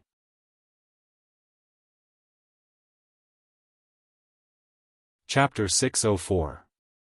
Seeing the stone in the shaman's hand, Xiaofan knew why he came. On the other side of the sea, Xiaofan found traces of crocodiles in the forest. He also found many stones left by the crocodiles. He just wanted to check it out, but he didn't expect to find something useful. Unlike the water moon stone, which could only be used after absorbing Yang Guang's power, Xiaofan called it the water sun stone. At that time, Xiaofan made a lot of water sun stones. When they crossed the sea, the people on the other side also brought the stones over. But after coming here, the water sun stone was more convenient and less expensive, so people used it more often. It should be the drumming tribe people who saw Yanjia warriors using the water sun stone. Seeing Xiaofan come in, the shaman of the drumming tribe looked away from the stone in his hand. He was quite excited. I took the liberty of coming here to ask Elder Xiaofan, where did you get this stone? Xiaofan thought for a moment and said, these stones were brought over from the other side of the sea. The shaman nodded. He already knew this. Elder Xiaofan, can you tell me the origin of this stone in detail? Sure. Xiaofan told the shaman about how he found the stone, but he didn't explain the process in detail. At that time, I just wanted to try. I didn't expect to succeed. Maybe it's because my power of inheritance is special. The shaman's expression was very subtle. He couldn't figure it out. He could understand finding a stone left by crocodiles in a distant place. After all, crocodiles weren't the only ones in the drumming tribe. There were groups of crocodiles in many places. But how did Xiaofan, a Yanjia man, make this stone? Wasn't it exclusive to the drumming tribe? But Xiaofan wouldn't tell his secret. He could only say this. So, after staring at the stone in his hand for a while, the shaman said, I don't know if you have more of these stones? After a pause, he added, stones left by unformed treasure fish. Yes. Can I borrow? Cough. The shaman of the drumming tribe suddenly remembered that his tribe had a huge debt. He hadn't paid it back yet, and now he had to borrow it again. However, this matter was different. He had to borrow it, or else he would keep thinking about it. Sure, wait a moment. Xiaofan went back and took one of the stones he brought back. When he decided to cross the sea, Xiaofan brought a few raw stones with him. Since the shaman of the drumming tribe wanted to have a look, there was no harm in giving them one. Holding the stone that Xiaofan handed over, the shaman of the drumming tribe carefully observed it. Although the shape was similar, he could feel that it was not left behind by the crocodiles of their tribe. There was a strange smell on it that they could recognize. However, they were closer to the crocodiles after all. Even though they knew that it was an unfamiliar aura, they did not reject it. This. Can I borrow it for a few days? The drumming shaman asked carefully. There was nothing he could do about it. In front of his creditor, he was always short of breath.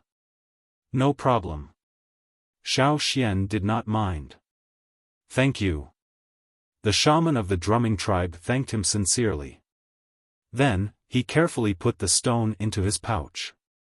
He thought of something and looked at Xiaoxian. Elder Xiaoxian, you said that you changed the stone left behind by Baoyu? Yes.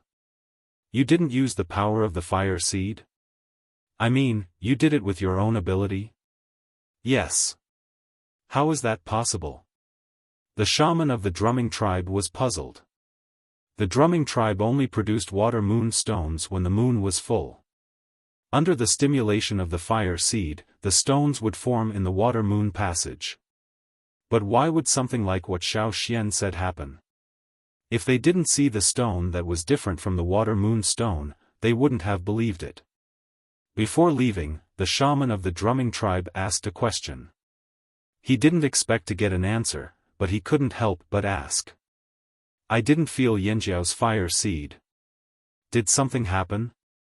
Ever since the day they moved here from Yanjiao, the drumming tribe didn't feel any suppression or rejection from the fire seed. At first, they didn't notice it. At that time, the impact of the disaster was too great.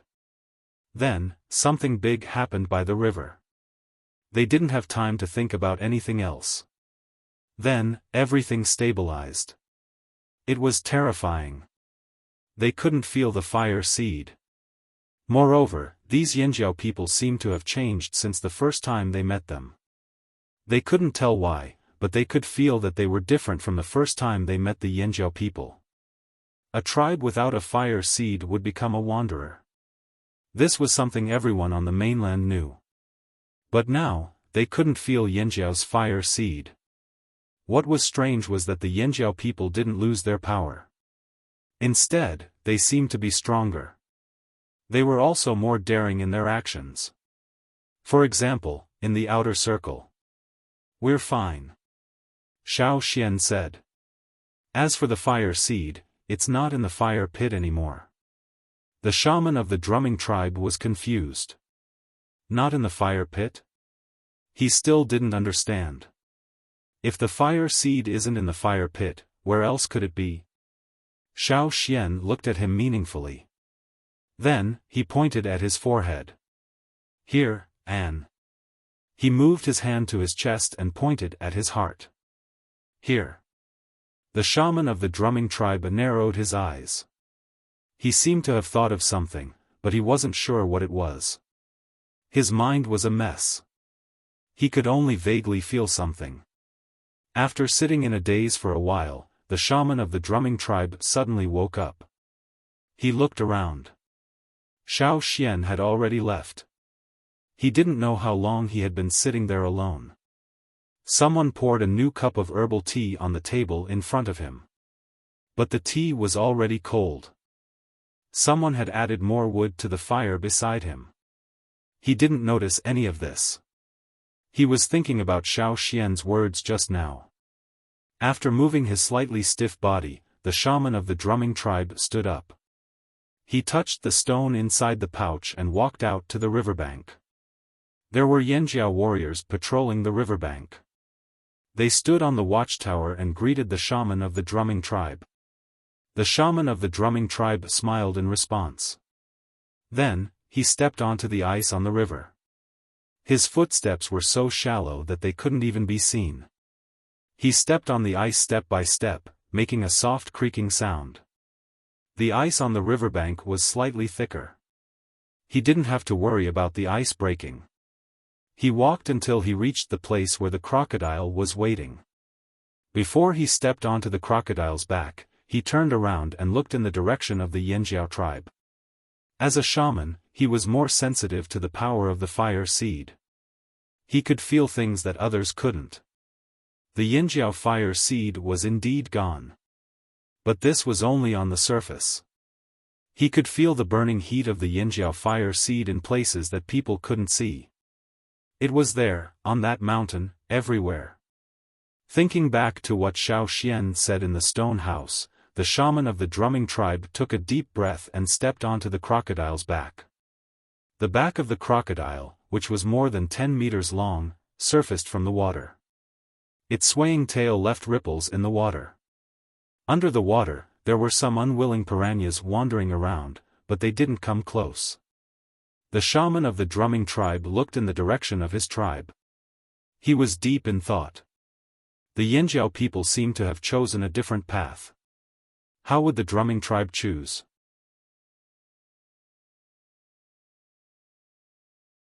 Chapter 605. Xiaofan knew that the shaman of the drumming tribe would be able to guess the changes in the fire seed. As for his final decision, Xiaofan didn't know. Not every tribe had the courage and determination to change. After all, to the tribesmen, anything related to the fire seed was related to the survival of their tribe. They couldn't be careless. The winter weather was still cold. In comparison, the Yanjiao people were the busiest in this area. Xiaofan occasionally went to discuss matters with the chief and shaman after winter. He was still working on the trading point. The rest of his time was spent polishing lenses. It wasn't an easy job. Compared to Xiaofan's calmness, the shaman of the drumming tribe hadn't slept well for 7 days after leaving Yanjiao. The shaman of the drumming tribe wasn't old, but his personality was similar to that of the Yanjiao shamans. He looked approachable, but in reality, he had a lot of thoughts. It was just that he didn't show it on the surface. It was because he thought too much that he felt conflicted. Every time he closed his eyes, he would think of many things. Things that had happened and things that hadn't happened yet. Sometimes, he would even break out in a cold sweat.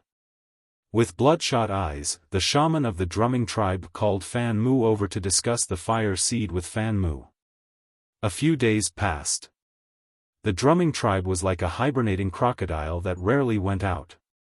It was very quiet. Everyone was too lazy to move in their own houses.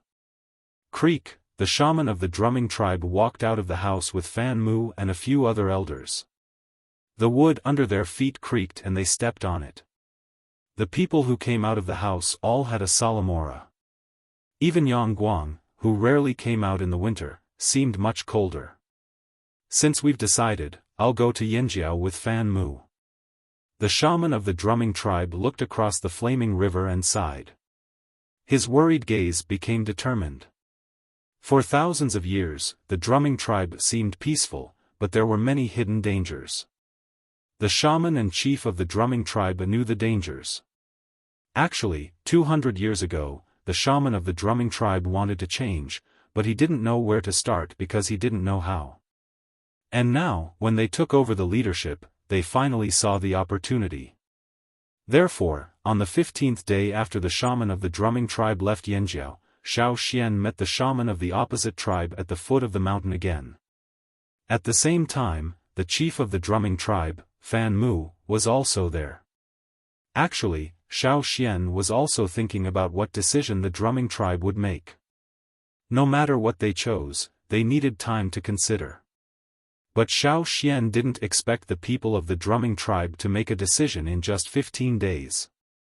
When Yang Sui of the Rain tribe learned about the fire seed, he had been thinking about it until now. He was still hesitating.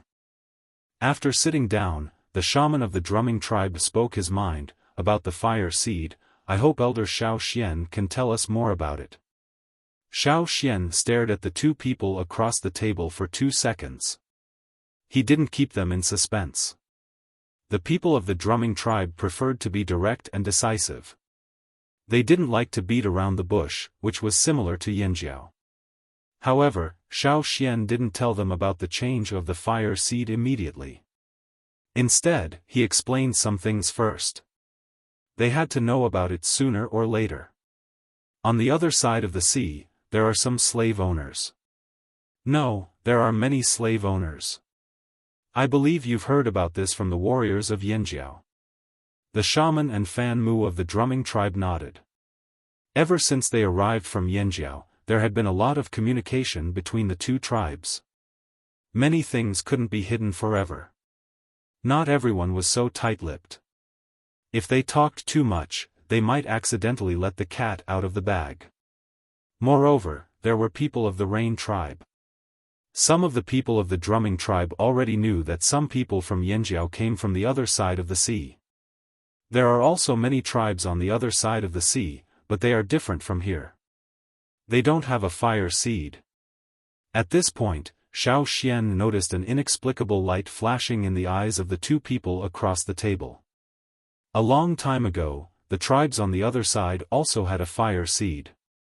They called it the primitive fire seed. But later, they all chose to merge the fire seed, which is what we do in Yanjiao today. After a pause, Xiaofan continued, I can roughly guess your decision. But, for the sake of our friendship, there are some things I need to remind you of. The people of the Rain tribe knew about the fire seed long ago, but they didn't choose to change it because there were also difficulties in doing so. Tribesmen gathered together because of the fire seed, because the fire seed is everything. If the fire seed exists, the tribe exists. If the fire seed is extinguished, the tribe will die. But if there is no fire seed, even if the fire seed is not extinguished, it will be scattered. The power that brought the tribesmen together will also disappear. Some tribes on the other side of the sea will disappear. They are not like the wanderers on our side. They are scattered, but their power is still there. They will fight on their own and no longer gather together. With such concerns, do you still choose to do this? Xiaofan looked at the other side. Fan Mu frowned. He didn't control his emotions as well as the shaman. It could be seen that he was also in a mess. But he still didn't change his mind. The shaman of the drumming tribe said slowly, in fact, I have also considered this. But I believe that we, the people of the drumming tribe, will not be easily shaken. No matter what the form of the fire seed is, the people of the drumming tribe will always be together. Xiaofan made a comparison and nodded in his heart. Wasn't that right? The people of the drumming tribe were not as hesitant as the people of the Rain tribe. They were more united, and their core was more cohesive. Under the seemingly fierce appearance, they actually had the heart of an otaku. The probability of people dispersing was much higher in the Rain tribe than in the drumming tribe. Xiaofan had known the people of the drumming tribe for a long time. Although he didn't really spend much time with them, he could infer some things. According to Xiaofan's understanding of the people of the drumming tribe, if they didn't lack food and had a stable life, they would rather stay in one place than wander around. Sometimes they would want to go out and see the world, but most of the time, they would stay in the same place. Even if they had the water moon stone, which was almost used as a universal currency, they would never have other thoughts. The drumming tribe did have some hidden problems, perhaps more than what Xiaofan knew. But even so, Xiaofan was still surprised that they made such a big decision within 15 days. Have you really made up your mind? Xiaofan asked again. Yes. Fan Mu patted the table as if to encourage himself. Then he stood up and bowed seriously to Xiaofan with the etiquette of the drumming tribe. I hope Elder Xiaofan can tell us. As he spoke, Fan Mu took out an animal skin roll from his animal skin coat and handed it to Xiaofan. It was a promise and an oath. Any request had a price, and what was written on it was the decision made by the drumming tribe's senior leaders after discussion. Xiaofan glanced at it and put it away. I'll discuss this with our Yanjiao shaman and chief, and I'll tell you the final decision. Thank you. The shaman of the drumming tribe and the chief, Fan Mu, bowed to Xiaofan seriously again. Tribesmen's bows were not as pleasing to the eye as those pretentious slave masters, but they were more direct and serious.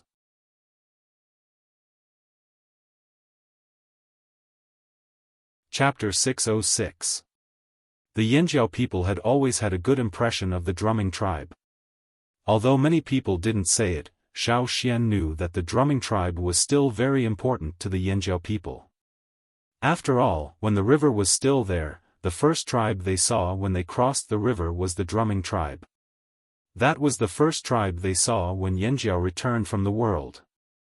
After seeing the promise on the animal skin scroll, the Yanjiao shaman and chief nodded without hesitation. The drumming tribe would support Yanjiao and would not betray them. In fact, if the two continents hadn't changed and were still so far apart, the tribes here would have continued to live as they were. But now, the two continents were so close to each other that no one knew what would happen in the future. One side had nothing to worry about, while the other side had their hands tied because of the ancient fire seed. Once a conflict broke out, it was obvious which side the situation would favor. Helping the drumming tribe was also helping Yanjiao. They could even get a helping hand. But Zheng Luo was worried. Didn't you say that the drumming tribe's water-moon stones came from the water-moon canal? And the drumming tribe's water-moon canal was formed because of the fire seed. If the ancient fire seed is gone, does that mean the drumming tribe's water-moon stones are gone too? I asked them about this, Xiaofan said. At that time, the shaman and Fan Mu seemed very confident. To put it bluntly, the drumming shaman and Fan Mu had thought about this question before, but they didn't think it was a big problem. The drumming tribe was more familiar with water-moon stones because they belonged to the drumming tribe. If Xiaofan, a non-Fruming tribesman, could make water-moon stones without the fire seed, why couldn't the drumming tribe do the same? What others saw as blind confidence was natural for the drumming tribe. With Xiaofan as an example, the drumming shaman and Fan Mu didn't think they would fail. If this happened to the Rain tribe, they would probably struggle for at least half a year. In the Rain tribe's eyes, the drumming tribe made such a decision in such a short time. They were too careless and didn't think through it thoroughly. They lacked the nerve called caution. They only grew in height, but not in brains. But Xiaofan could tell from his conversation with the drumming shaman and Fan Mu that they were serious. Perhaps they had been waiting for this day for a long time. Of course, due to their personalities, different tribes had different ways of doing things. That was why the current situation was so different. Since he decided to tell the drumming tribe about the fire seed, Xiaofan didn't delay. The next day, he called the drumming shaman over. The two shamans from Yanjiao, the pseudo-shaman Guizhe, the drumming shaman, and the Xiaofan, talked for a while. The two shamans from Yanjiao talked about their experiences and summarized the core points left by their ancestors. Merging the fire seed wasn't easy, there were many details to consider. The drumming shaman stayed in Yanjiao for 3 days and 3 nights without sleep. Finally, he sorted out a plan and left with anxiety and excitement. The crocodile that sent the drumming shaman away was still the same one. It was different from the others. In the past, when the crocodiles were active, it didn't stand out, but in winter, it stood out. Every few decades, a crocodile like this would appear in the drumming tribe. It wasn't the leader of the crocodiles, but it would follow the drumming shaman until the next special crocodile appeared. Xiaofan was just curious about the special crocodile in the drumming tribe. After that, he didn't pay much attention to it and focused on the merging of the fire seed. It was winter now and there were no enemies. They didn't have to worry about other tribes attacking them.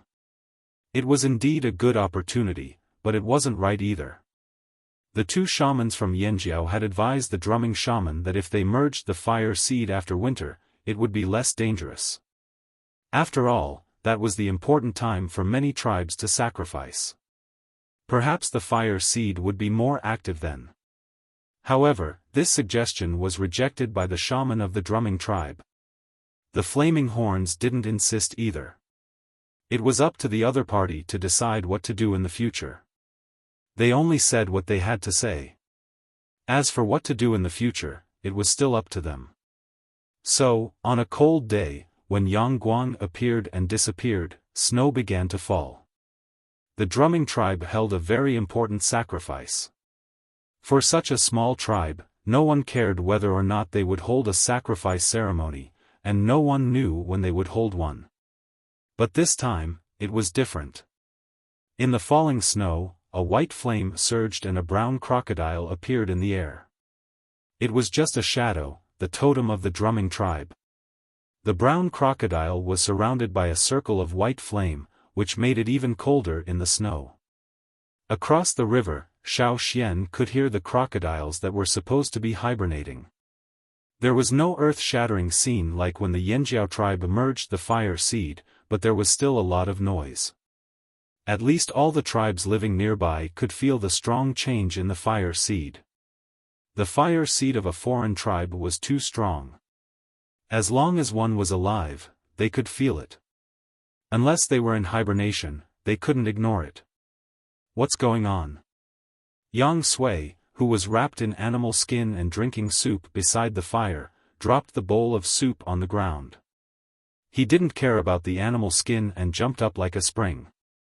He opened the door and rushed out. Many people of the Rain tribe didn't know what was going on and looked out of the window. Yang Sui rushed out directly.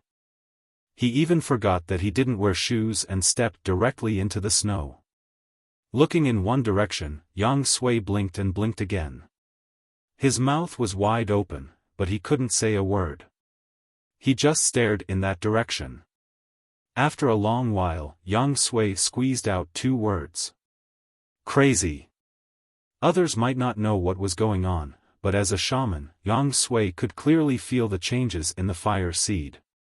He had even simulated similar scenes countless times in his mind. However, he always simulated his own tribe. But now, the Rain tribe wasn't the one that was experiencing the changes. It was too sudden. He didn't expect that someone could make such a decision before them. The Rain tribe was the first to contact the Yanjiao tribe. In addition to the Yanjiao tribe, the Rain tribe was also the first to have the idea of merging the fire seed. But now, the crocodiles that were supposed to be hibernating were melting. Merging. Fire. Seed. Fire. How long had it been? Those people of the drumming tribe made such a decision so easily. If they weren't crazy, then what were they? Yang Sui stood in the face of the cold wind. His feet were covered with a layer of snow, but he didn't seem to feel cold. He stared at the direction of the drumming tribe. There seemed to be a white flame surging in the sky. After a long time, when the vague white flame in the sky disappeared, the turbulent aura of the fire seed faded away, and everything became calm again. Yang Sui came back to his senses. He stopped the nearest person and asked him to call the leader and the old guys who had always opposed his decision to come over. I don't care what they are doing. Tell them to come to me immediately. Yang Sui was about to go back to the house, but as soon as he wanted to move, he fell directly on the ground. His legs were so cold that he couldn't feel them. In the end, he had to be carried back to the house. When he went back to the house, Yang Sui was still sighing. How could those bastards beat us to it?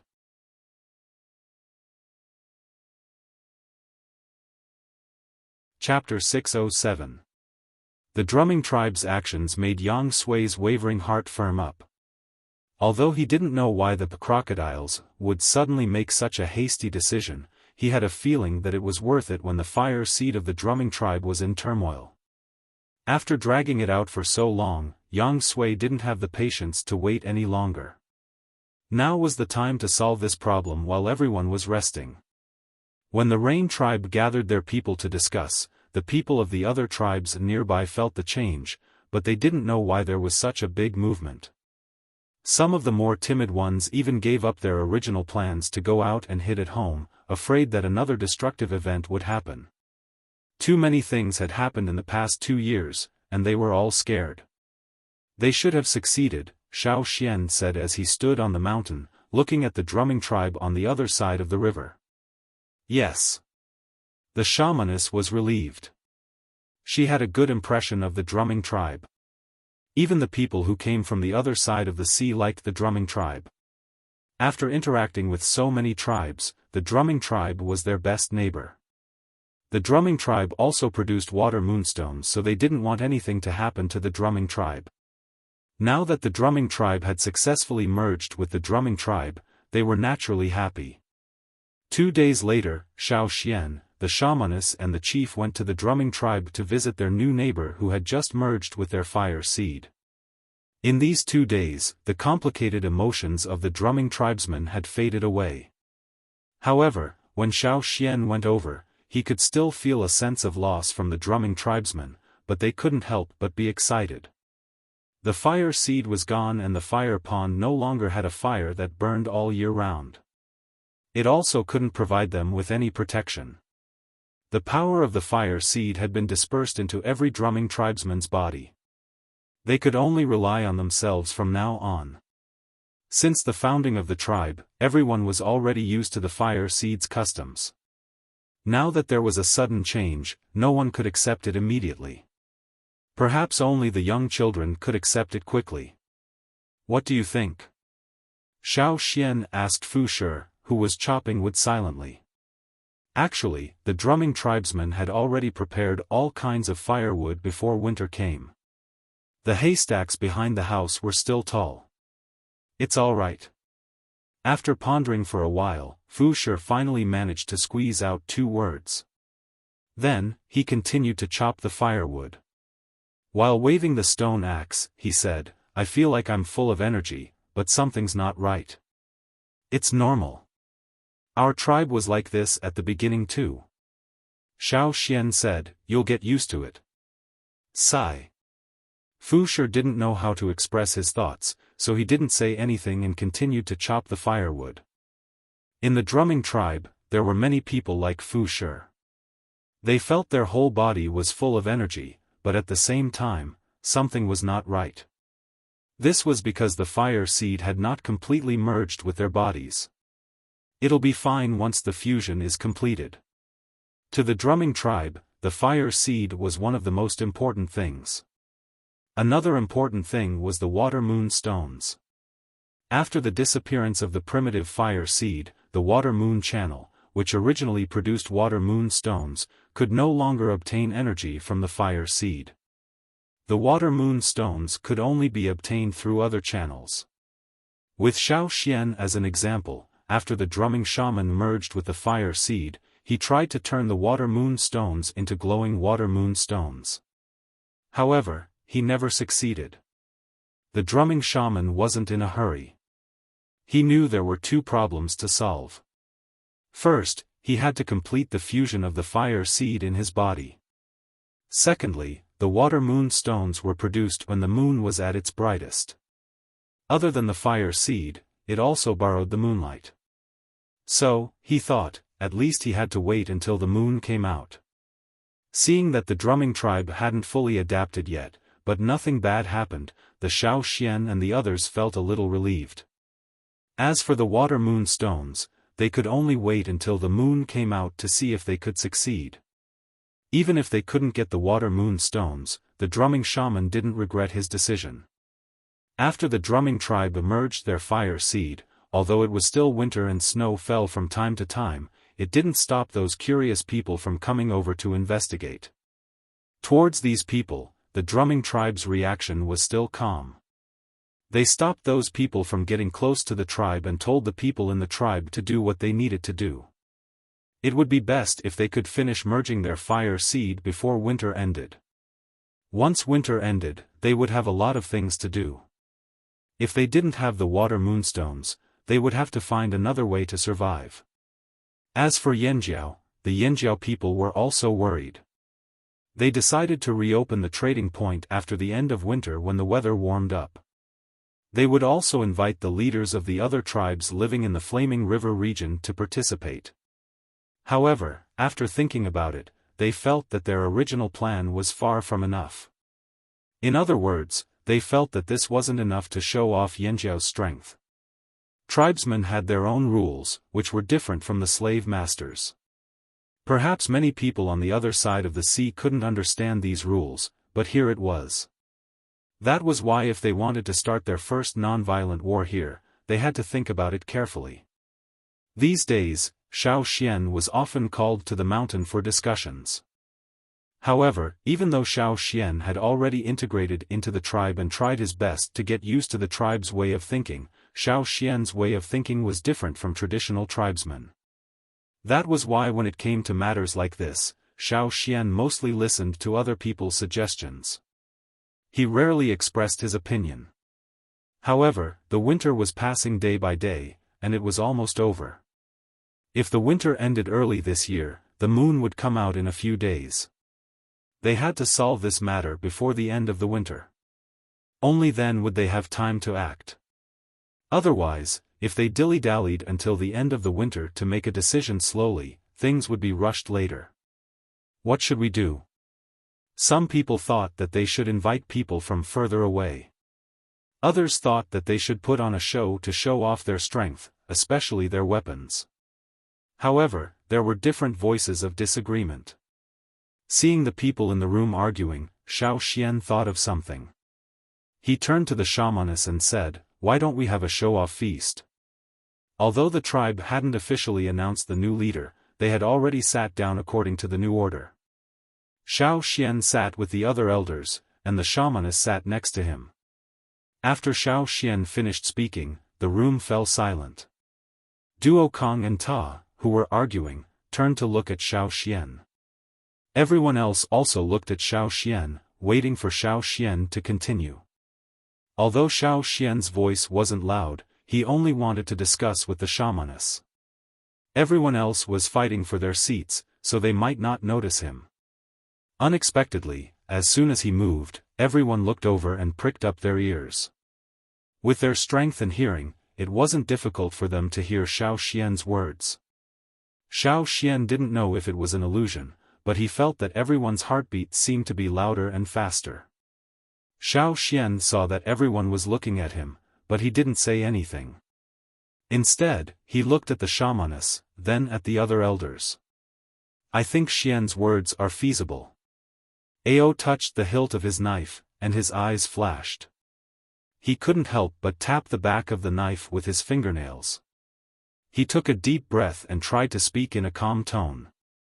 "A show-off feast is indeed a very good idea. Thousands of years have passed, and Yanjiao hasn't held one yet." Ao thought of something and looked at Zheng Luo. He only knew about the situation here, not the other side, so he looked at Zheng Luo for his opinion. Zheng Luo smiled bitterly and shook his head. "We haven't held one either." There were records of banquets in their ancestors' handwritten notes, and there were also some stories that were passed down from generation to generation that involved banquets. However, those were only heard as stories and never taken seriously. Perhaps they had such dreams when they were young, but after they became adults, the burden on them increased, and they became more realistic. They no longer had extravagant hopes, and felt that it was good enough to be alive. Even though the tribe's situation had improved, they never thought about it. It could be said that every tribesman who knew about show-off feasts, whether they were Yanjiao or outsiders, had a dream that one day they could hold a show-off feast. However, until now, in the Flaming Horns tribe, in the past 1,000 years, no one had done it. If you asked what Yanjiao people's dreams were, one of them would definitely be a show-off feast. Are we really going to do it?" Duo Kong whispered. His voice was much softer than before, but it wasn't because he lacked confidence or had different opinions. He was just too excited and tried to suppress his emotions so he didn't shout. The true emotions in his eyes showed how much he agreed with Xiaofan's words. His burning eyes seemed to tell the decision-maker that he was just waiting for the announcement to begin preparations. Looking at the others, whether it was Ao and Zheng Luo, who had retired as elders, or the current quasi-chief Gigu and pseudo-adept Guizhe, their eyes flashed with a burning light. Show-off feast, if Xiaofan hadn't mentioned it, they wouldn't have thought about it.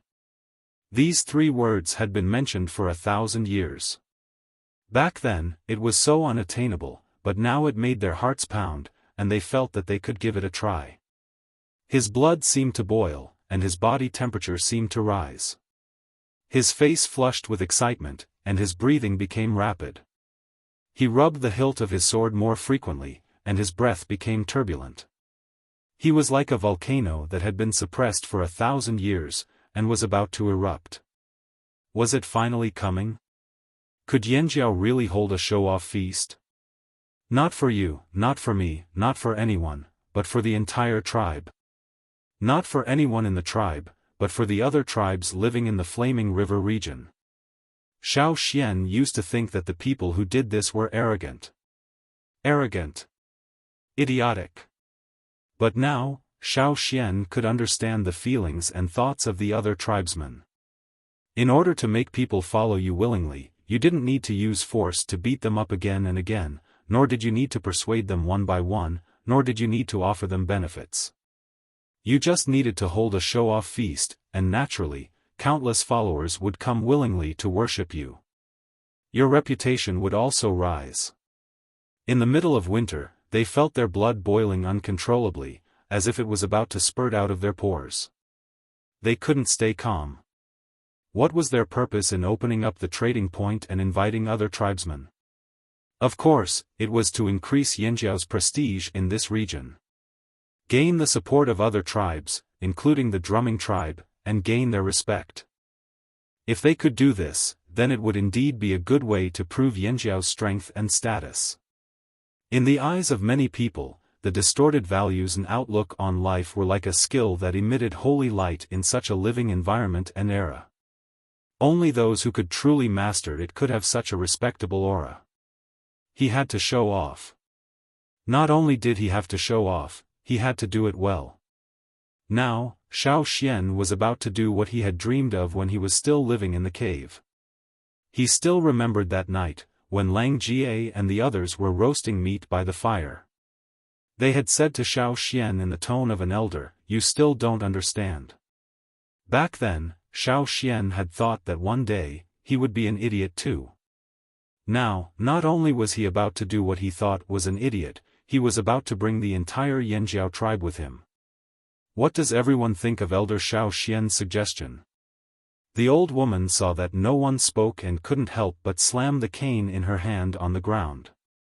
The sound of the walking stick hitting the ground with a bang brought everyone back to their senses. Their eyes were out of focus, and they were secretly enjoying themselves. What do you think? This suggestion was too damn good. Duo Kong wanted to stand up and jump up and down to show his excitement. If anyone has a different opinion, you can speak up, Gigu said. Those who were about to speak up because of the old woman's words quickly shut their mouths. The muscles around their mouths were twitching because they had closed their mouths too hard. It affected their facial nerves, making them look like they were gnashing their teeth. The room was so quiet that only the sound of everyone's heavy breathing could be heard. After waiting for a while and seeing that no one responded, the shaman chuckled and nodded to Gigu, who was sitting at the front. Gigu's gaze swept over the elders. He didn't say anything, but he could tell the other party's decision through eye contact. Finally, his gaze swept over Xiaofan, who was sitting at the front of the elders' seats. Seeing Xiaofan nod, Gigu and Guizhe whispered to each other before saying, "If that's the case, then we'll do as the great elder says. However, it's still winter, so it's not the best time to hunt. After winter ends, the tribe will start moving." No one objected to this decision. Anyway, winter was almost over. They could use this time to prepare. Once winter was over, they would start hunting. Duo Kong also planned to hunt an even fiercer beast as a trophy. When the time came, he could show it off at the banquet and let everyone know that it was him, the leader of the Yanjiao tribe, who hunted it. It was the result of him, Duo Kong, leading the team. After the meeting ended, everyone hurriedly left and gathered their main subordinates. They rubbed their palms together and planned to do something big after winter ended. In the past, they had imagined that the tribe wouldn't have to worry about food and water. Now, they had done it. In the past, they had imagined that the tribe could become stronger and have more things that others didn't have. Now, they had done it, and they would do even better in the future.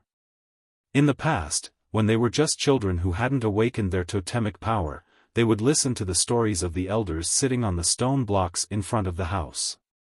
They had imagined that when they awakened and had power, they would hold a banquet to show off their wealth. Now, their dreams were about to come true.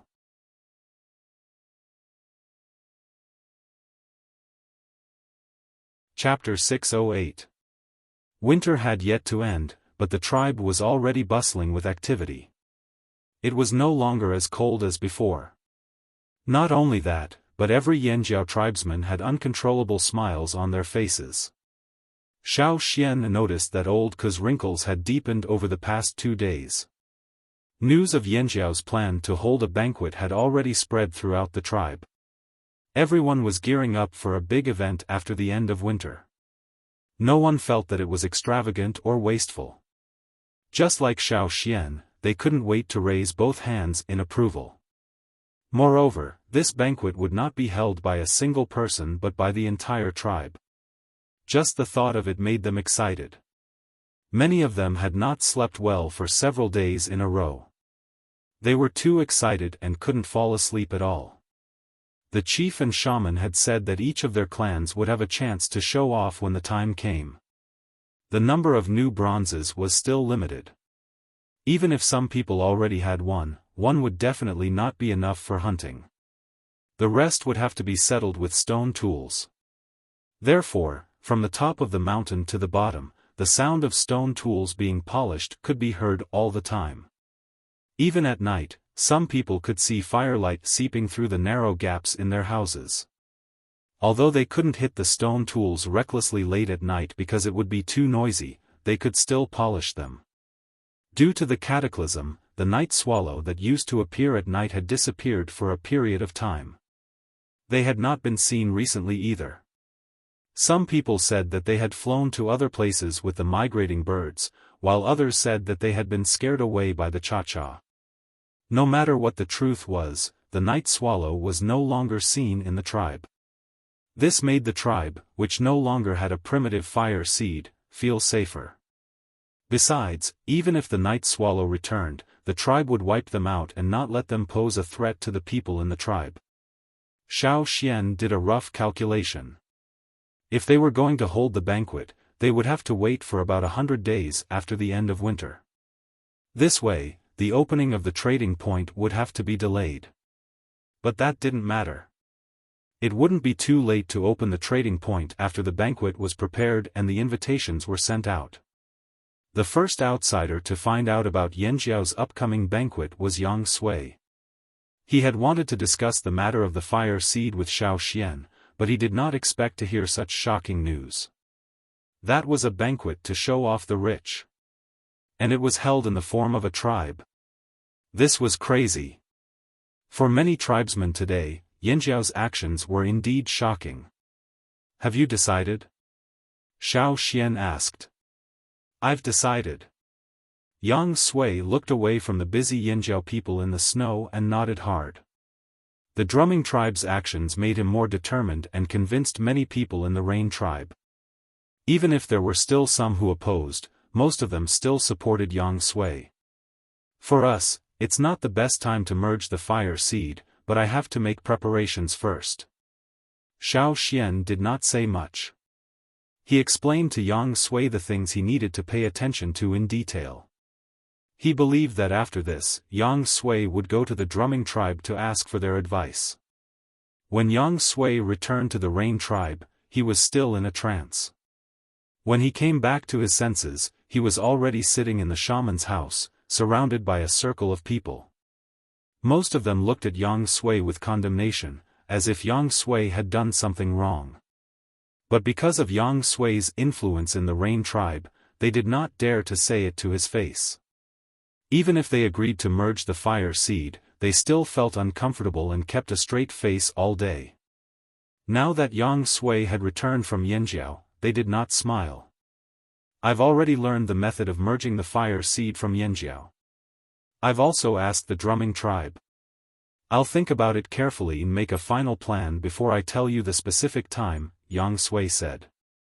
Many people sitting around just glanced at Yang Sui and then lowered their eyelids again to avoid Yang Sui seeing the disapproval and anger in their eyes.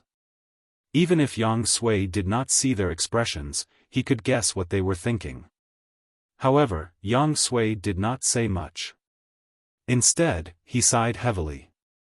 This time, I went to Yanjiao and got some news. Hearing Yang Sui's words, the surrounding people's eyelids twitched. Although they didn't look at Yang Sui, they had already pricked up their ears. They wanted to know what Yang Sui had learned. His long sigh just now contained a lot of complicated emotions. One of Yang Sui's supporters couldn't help but ask, "Shaman, what news did you get? Is Yanjiao doing something again?" "That's right," Yang Sui looked around meaningfully and said, "Yanjiao is holding a banquet to show off their wealth." "What?" The person who was unhappy jumped up as if he had been kicked. He stared straight at Yang Sui. "It's really a banquet to show off their wealth and not something else?" "It's true." Yang Sui became serious too. He emphasized every word, "It's happening when the Flaming River trading point opens again." Everyone in the room gasped in unison. The supplies they had now were only enough to ensure their survival. They still owed a lot of debt, and they had to scrimp on every meal to survive through the winter. On the other hand, the Flaming Horn tribe was already considering holding a banquet to show off their wealth. How rich must the Yanjiao tribe be to have the idea of holding a banquet to show off their wealth? After the initial shock, the room erupted into chaos. They also knew about the showing off banquet, but they had only heard about it and had never seen it with their own eyes. Perhaps the big tribes in the central region had held such banquets before, but the Rain tribe had always lived in a remote place and had never experienced it. Everything was just hearsay. But now, Yang Sui was telling them that they would be witnessing a grand banquet in the near future? Yang Sui ignored the chatter around him and continued, "I've already received the notice. The Flaming Horns will inform me of the specific time and time. I will bring a group of people to the Flaming River trading point to participate." The discussion suddenly stopped. "Bring some people?" These words were quite subtle. Then, "Can I go too?" someone asked Yang Sui. "What about me?" "Me too." Yang Sui didn't give a direct answer. Instead, he said, "We'll decide when the time comes. I don't know how many people I can bring." "There's a limit to the number of people?" "What's the point of that? How many people do we have?" An elder complained. His words were laced with jealousy. "It can't be helped. After all, the Flaming Horn tribe still needs to invite other tribes. That way, there will be more people. That's why every tribe has a quota. The Grand Elder of the Flaming Horn tribe asked me to prepare in advance so that I don't know who to bring. Of course you're bringing me. Shaman, I've always supported you." "Me too, me too." "Shaman, I suddenly feel that merging fire seeds isn't bad. Yanjiao can already hold banquets and they've already merged their fire seeds. You can't go wrong following them." Yang Sui looked at the people around him. A few days ago, they were still strongly protesting, but now they had changed their minds. It wasn't that they changed their minds because of Yanjiao's banquet, but they knew that the merging of fire seeds couldn't be changed. Even if they protested, it was useless. Instead of continuing this stalemate, they might as well use this opportunity to show their loyalty. Who knows, they might even be able to attend Yanjiao's banquet. They had never really attended a banquet in their lives. In fact, the meaning of the banquet had changed a little. In the beginning, it was a way for the leaders of the tribes to show off their abilities and increase their prestige. If it was a banquet organized by a powerful tribe, the people invited were all influential figures in their respective tribes. Attending such a banquet was also a form of recognition of their status. At least, it was said that the banquets organized by the central tribes were like this.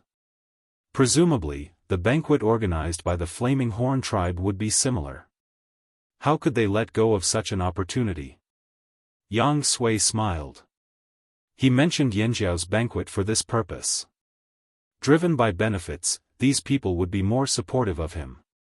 With the success of the Flaming Horn tribe as an example, those who had previously opposed the idea would now reconsider. Even the few stubborn old men in the tribe who were the most against the idea had begun to waver. The banquet's impact on the tribesmen was much greater than Xiaofan thought.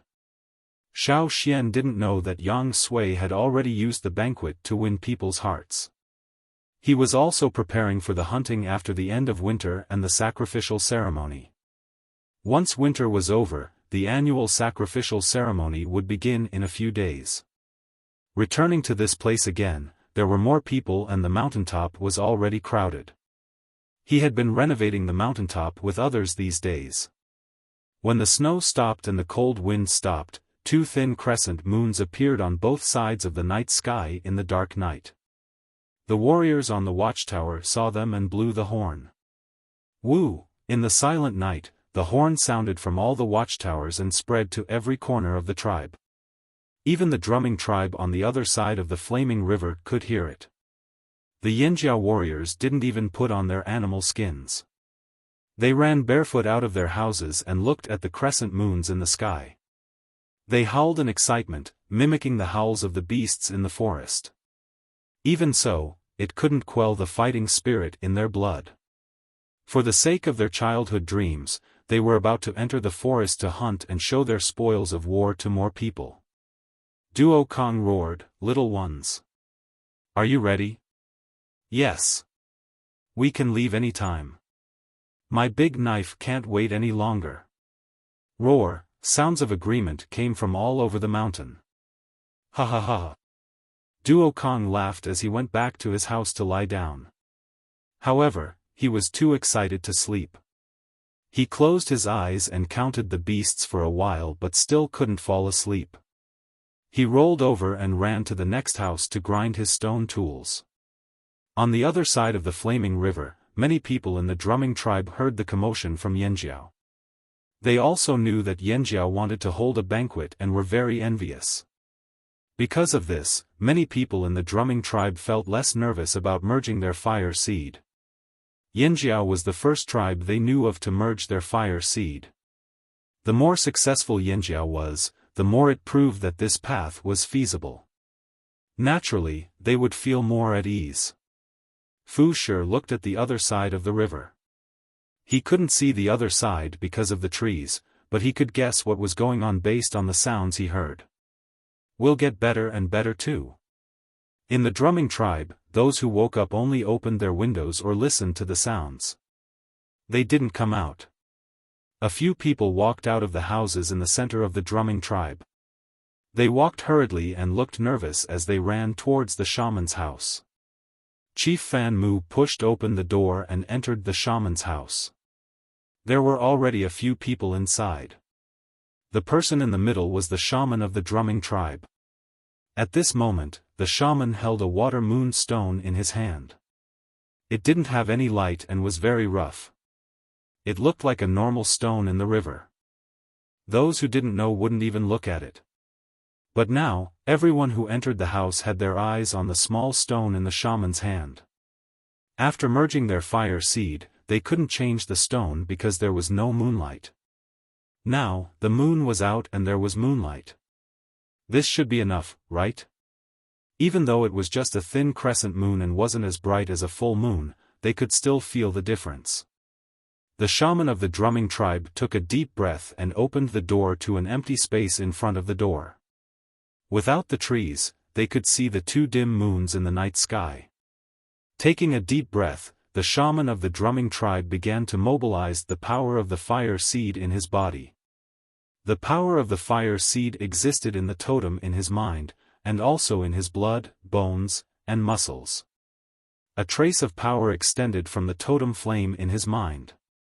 It flowed down his neck, passed through his arm, and gathered all the power along the way. Finally, it was transmitted to the palm that held the stone, and merged with the stone. The shaman of the drumming tribe could feel that this stone was different from the ones he tried in the winter. He could feel that the water moon stone in his hand was alive. It was no longer an ordinary stone. Rustle, rustle, rustle, the sound of fine particles falling was heard slowly. It was a sound that the people of the drumming tribe were familiar with. Every year when there was a full moon, they could hear this sound at the edge of the water moon canal. Although this sound was very slow and intermittent, and was far from the movement of the water-moon passage when the moon was full, this alone was enough to excite them. Even if they were very confident that they wouldn't fail, they still had to be prepared for the worst. They had even thought of the situation where they couldn't create water moonstones anymore. The scene in front of them proved that they would continue to hear this familiar sound for the rest of their lives until they could no longer hear any sound in the world. Not far away, the chief of the drumming tribe, Fan Mu, was holding his breath. His clenched fists were trembling because of too much force. Especially when he heard that sound, his trembling became even more intense. The stone in the drumming shaman's hand looked very ordinary, but now the top of the stone was shining brightly. It was the light of the water moon stone. Even though the light was very small and dim, it could be ignored if you didn't pay attention. Everyone who saw this scene waved their fists in the air excitedly. Yes. It really works. The great elder of the Yinjiao tribe is telling the truth. We can really make the water moon stone by ourselves. After the joy of the Yinjiao tribe, the drumming tribe also laughed happily. In the dark night, some big and small figures came out of the holes in the ground. A crocodile looked up at the night sky and made a few low growls.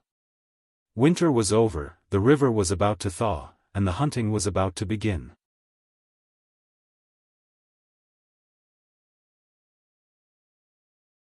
Chapter 609.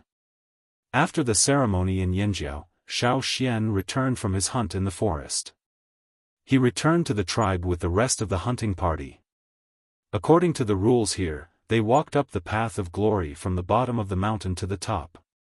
They went through the cleansing ceremony and sorted out the game.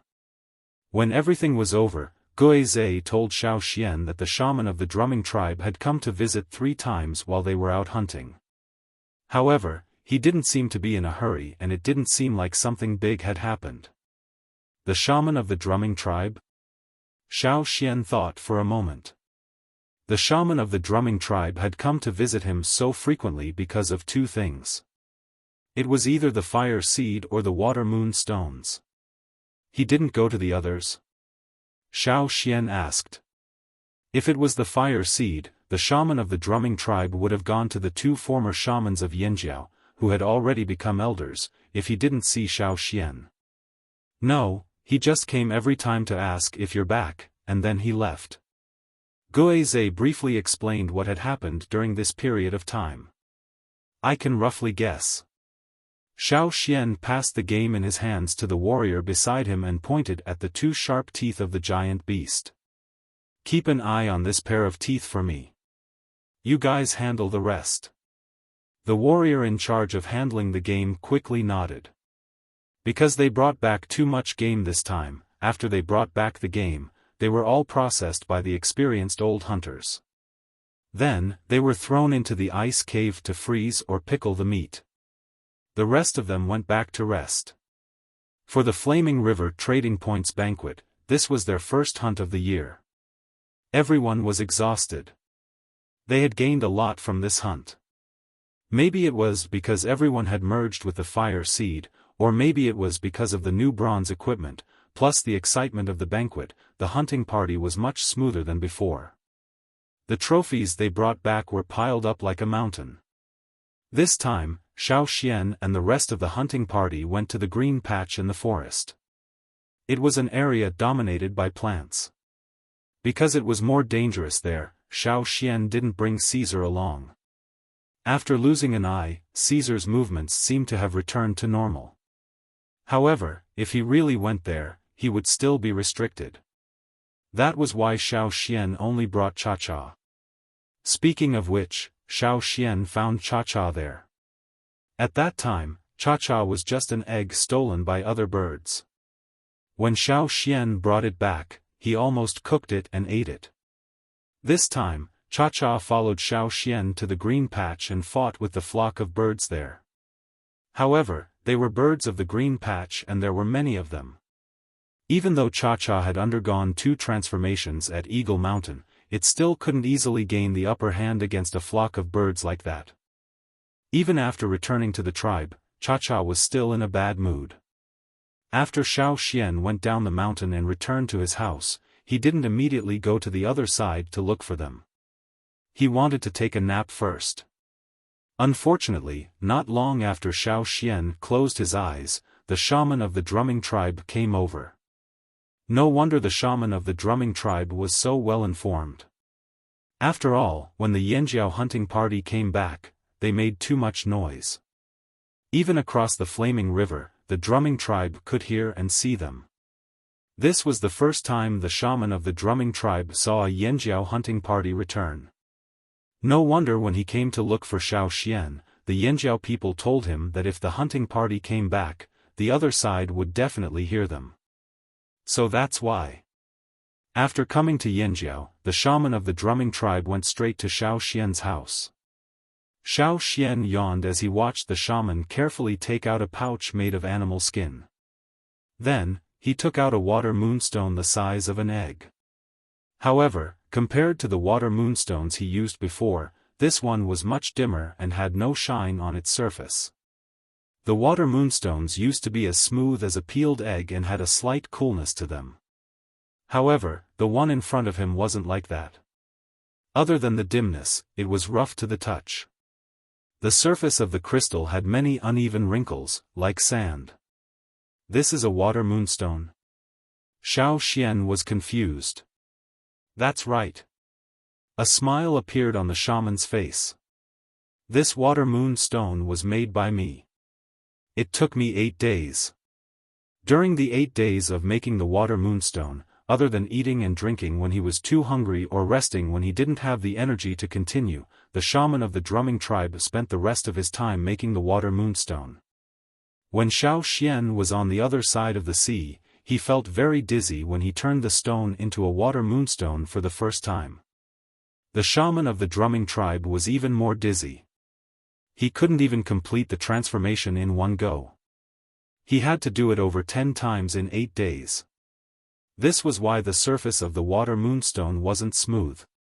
Every change on the surface was a node for the shaman of the drumming tribe to continue after he rested. Plus, the moon had just come out at that time. It wasn't bright, so it was difficult to make the water moonstone.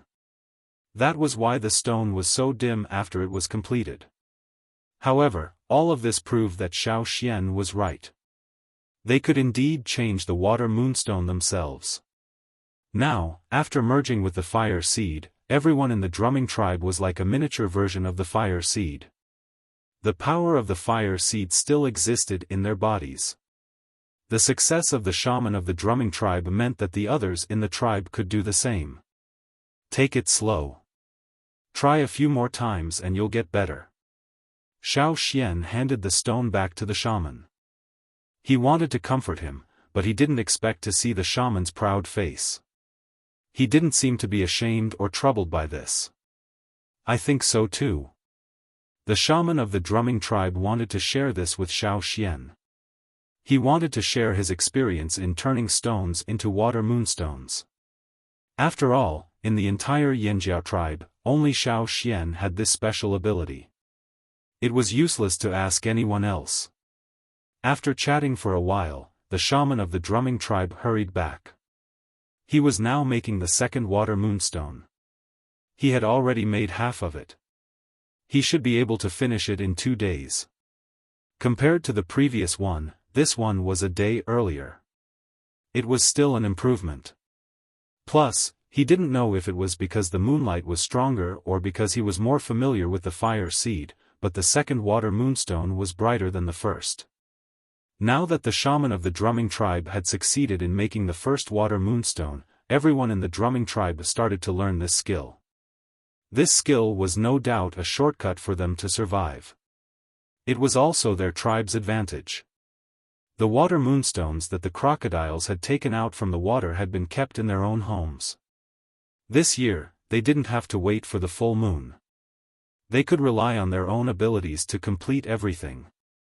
They also didn't have to worry about being attacked and robbed by other people with bad intentions on that day. The drumming tribe's restless hearts calmed down because of the successful conversion of the water moonstones. At the same time, the rain tribe, who had just finished their fire seed merging ceremony, was still in the early stages of the process. Xiaofan didn't have much time to understand these people. He still had a new mission. Because Yanjiao and the Hui tribe were partners, this time, Yanjiao was hosting a banquet at the Flaming River trading point. Although they said they would invite the neighboring tribes, they still had to invite those who were close to them.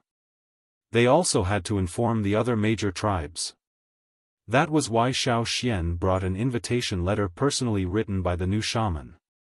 He sat on Cha-Cha's back and headed to the grasslands. There were other people who set off with Xiaofan, but they weren't going to the same place as Xiaofan. Xiaofan was going to the grasslands to invite the Hui tribe. He was also going to send an invitation to the Tian Shan tribe.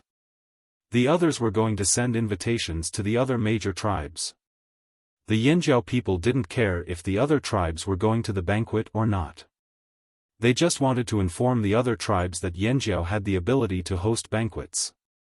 Xiaofan followed the route he took the first time he went to the grasslands with the expedition team. Although the disaster was intense, the changes on the grasslands weren't as obvious as other places. At least, what Xiaofan saw now wasn't much different from what he remembered. The Hui tribe left behind a map of the grasslands, but Xiaofan didn't choose the fastest route. In this season, the grasslands were green again. Waves of grass rose with the wind and spread into the distance.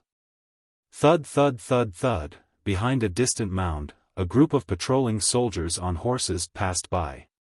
This was something they had to do every day. Because they raised cattle, sheep and other livestock, in addition to guarding against poachers on land, they also had to watch out for birds of prey in the air. As soon as they saw a suspicious figure in the air, they entered a tense state of alert. "It's an eagle," someone shouted. "Be careful, ready the arrows. Wait for it to fly low, then shoot." The leader of the patrol, Bei, signaled the people behind him to be ready to shoot the eagle. Even if they couldn't kill it, they just had to chase it away. However, the eagle was flying too high in the sky. When they looked up, Yangguang was too dazzling. Plus, the eagle was flying so high that they couldn't see what it looked like. They could only tell that it was an eagle based on experience. As for what kind of eagle it was, they couldn't see it clearly. "Leader, it's flying towards our tribe," someone shouted anxiously. The area they were patrolling now was only the edge of the Feng tribe. If they went further, there would be herds of cattle and sheep grazing on the grasslands. The herders might not be able to stop the predator in the sky in time. "Blow the horn." Bei raised his hand and signaled the people next to him to blow the horn, reminding the people in other places of the tribe to be careful in the sky. However, when the man just took out the horn and was about to blow it, he heard a few whistles in the sky. "That's the sound of a wooden whistle?" Bei stopped the man with the horn and looked up at the sky. He used his hand to block the dazzling Yangguang and stared at the figure in the sky that began to fly lower. If someone whistled, it meant that it wasn't an eagle living alone in the forest, but belonged to a tribe. There were too many tribes with eagles on the grasslands, and the whistles in the sky didn't belong to any tribe he was familiar with. The whistles continued. After watching for a while, Bei waved his hand, put away the arrows. No matter who it was in the sky, they didn't mean to attack or steal. Otherwise, they wouldn't have been discovered so easily and didn't try to hide after being discovered. In this case, it wasn't good to point arrows at them. On the grasslands, pointing arrows at the other party wasn't a friendly gesture, but an offensive one. Before figuring out the other party's background and intentions, Bei didn't want to offend them easily. Their tribe was located at the edge of the grasslands, so they had more contact with traveling teams. When they encountered things, they had more to think about. They thought more comprehensively than many tribesmen who didn't interact with the outside world. Of course, putting away the arrows didn't mean that they didn't have to be on guard. The people who put away their bows all touched their knives. However, when Bei saw the figure in the sky flying closer and closer, his eyes became bigger and bigger. That. What is that? It's so big. The people behind Bei looked at the approaching figure and said. They didn't feel it when they were far away, but now that they were closer, they could estimate the size of the eagle in the sky. That was why they were so shocked. On the grasslands, there were many tribes with eagles, but only a few tribes had eagles like this. The two most famous tribes were the Hui tribe and the Tian Shan tribe. Even though they both lived on the grasslands, Yi Bei didn't know much about these two tribes because he rarely interacted with them. That was why he couldn't tell which tribe the whistle belonged to. The eagle flew over the horses. Even though it was still some distance away, the wind from the flapping of its wings almost blew the people on the horses away. When the eagle flew over, a figure jumped down from its back and landed steadily on the grassland in front of the horses. Yi Bei and the others looked over and tightened their grip on the hilts of their knives. They stared at the young man with a bag on his back. "Everyone, long time no see." Xiaofan greeted them with a smile. Yi Bei felt that the person in front of him looked familiar, but he couldn't remember who it was. "Ah. Xiaofan, it's you." Several young figures in the crowd jumped down from their horses and ran towards Xiaofan. The first one was Guaer. When old he and the others were still wanderers, they had been hurting for Guaer's family. Speaking of which, Xiaofan had saved Guaer's life and carved a wolf wood carving. At that time, Guaer was just a child, but now he was a teenager. Doya and the others beside Guaer had also grown up. Now they were warriors who could officially follow the patrol. Their clothes were different from other children in the tribe. As soon as Guaer shouted, Yi Bei remembered. The vigilance on his face faded and he smiled. The Yinjiao tribe was more powerful than their tribe. They were always polite to people from powerful tribes, not to mention old acquaintances. However, he didn't know why the Yinjiao people had such a big eagle. The last time he saw Xiaofan, his eagle was not so big. Did they change it? "Why did you come to the grassland at this time? What's the matter?" Yi Bei asked. "I plan to go to the Hui tribe." Xiaofan didn't hide this. "Hui tribe?" Yi Bei was puzzled. Why would they go there? To invite them to the banquet at the Flaming River trading point. Banquet? A weak tribe couldn't host a banquet, let alone a banquet that invited people from a big tribe. "Oh, right, this is for you." As he spoke, he took off the things on his back and unwrapped the linen cloth. With a flick of his hand, he tossed two giant beast teeth to Yi Bei and the rest. Yi Bei caught one of the beast fangs, but his hands were trembling as he held it. He had never seen such a big tooth. You're tuning into the Xiaofan's Wuxia Tales YouTube channel. Don't forget to subscribe and join us on this journey to catch the most captivating stories.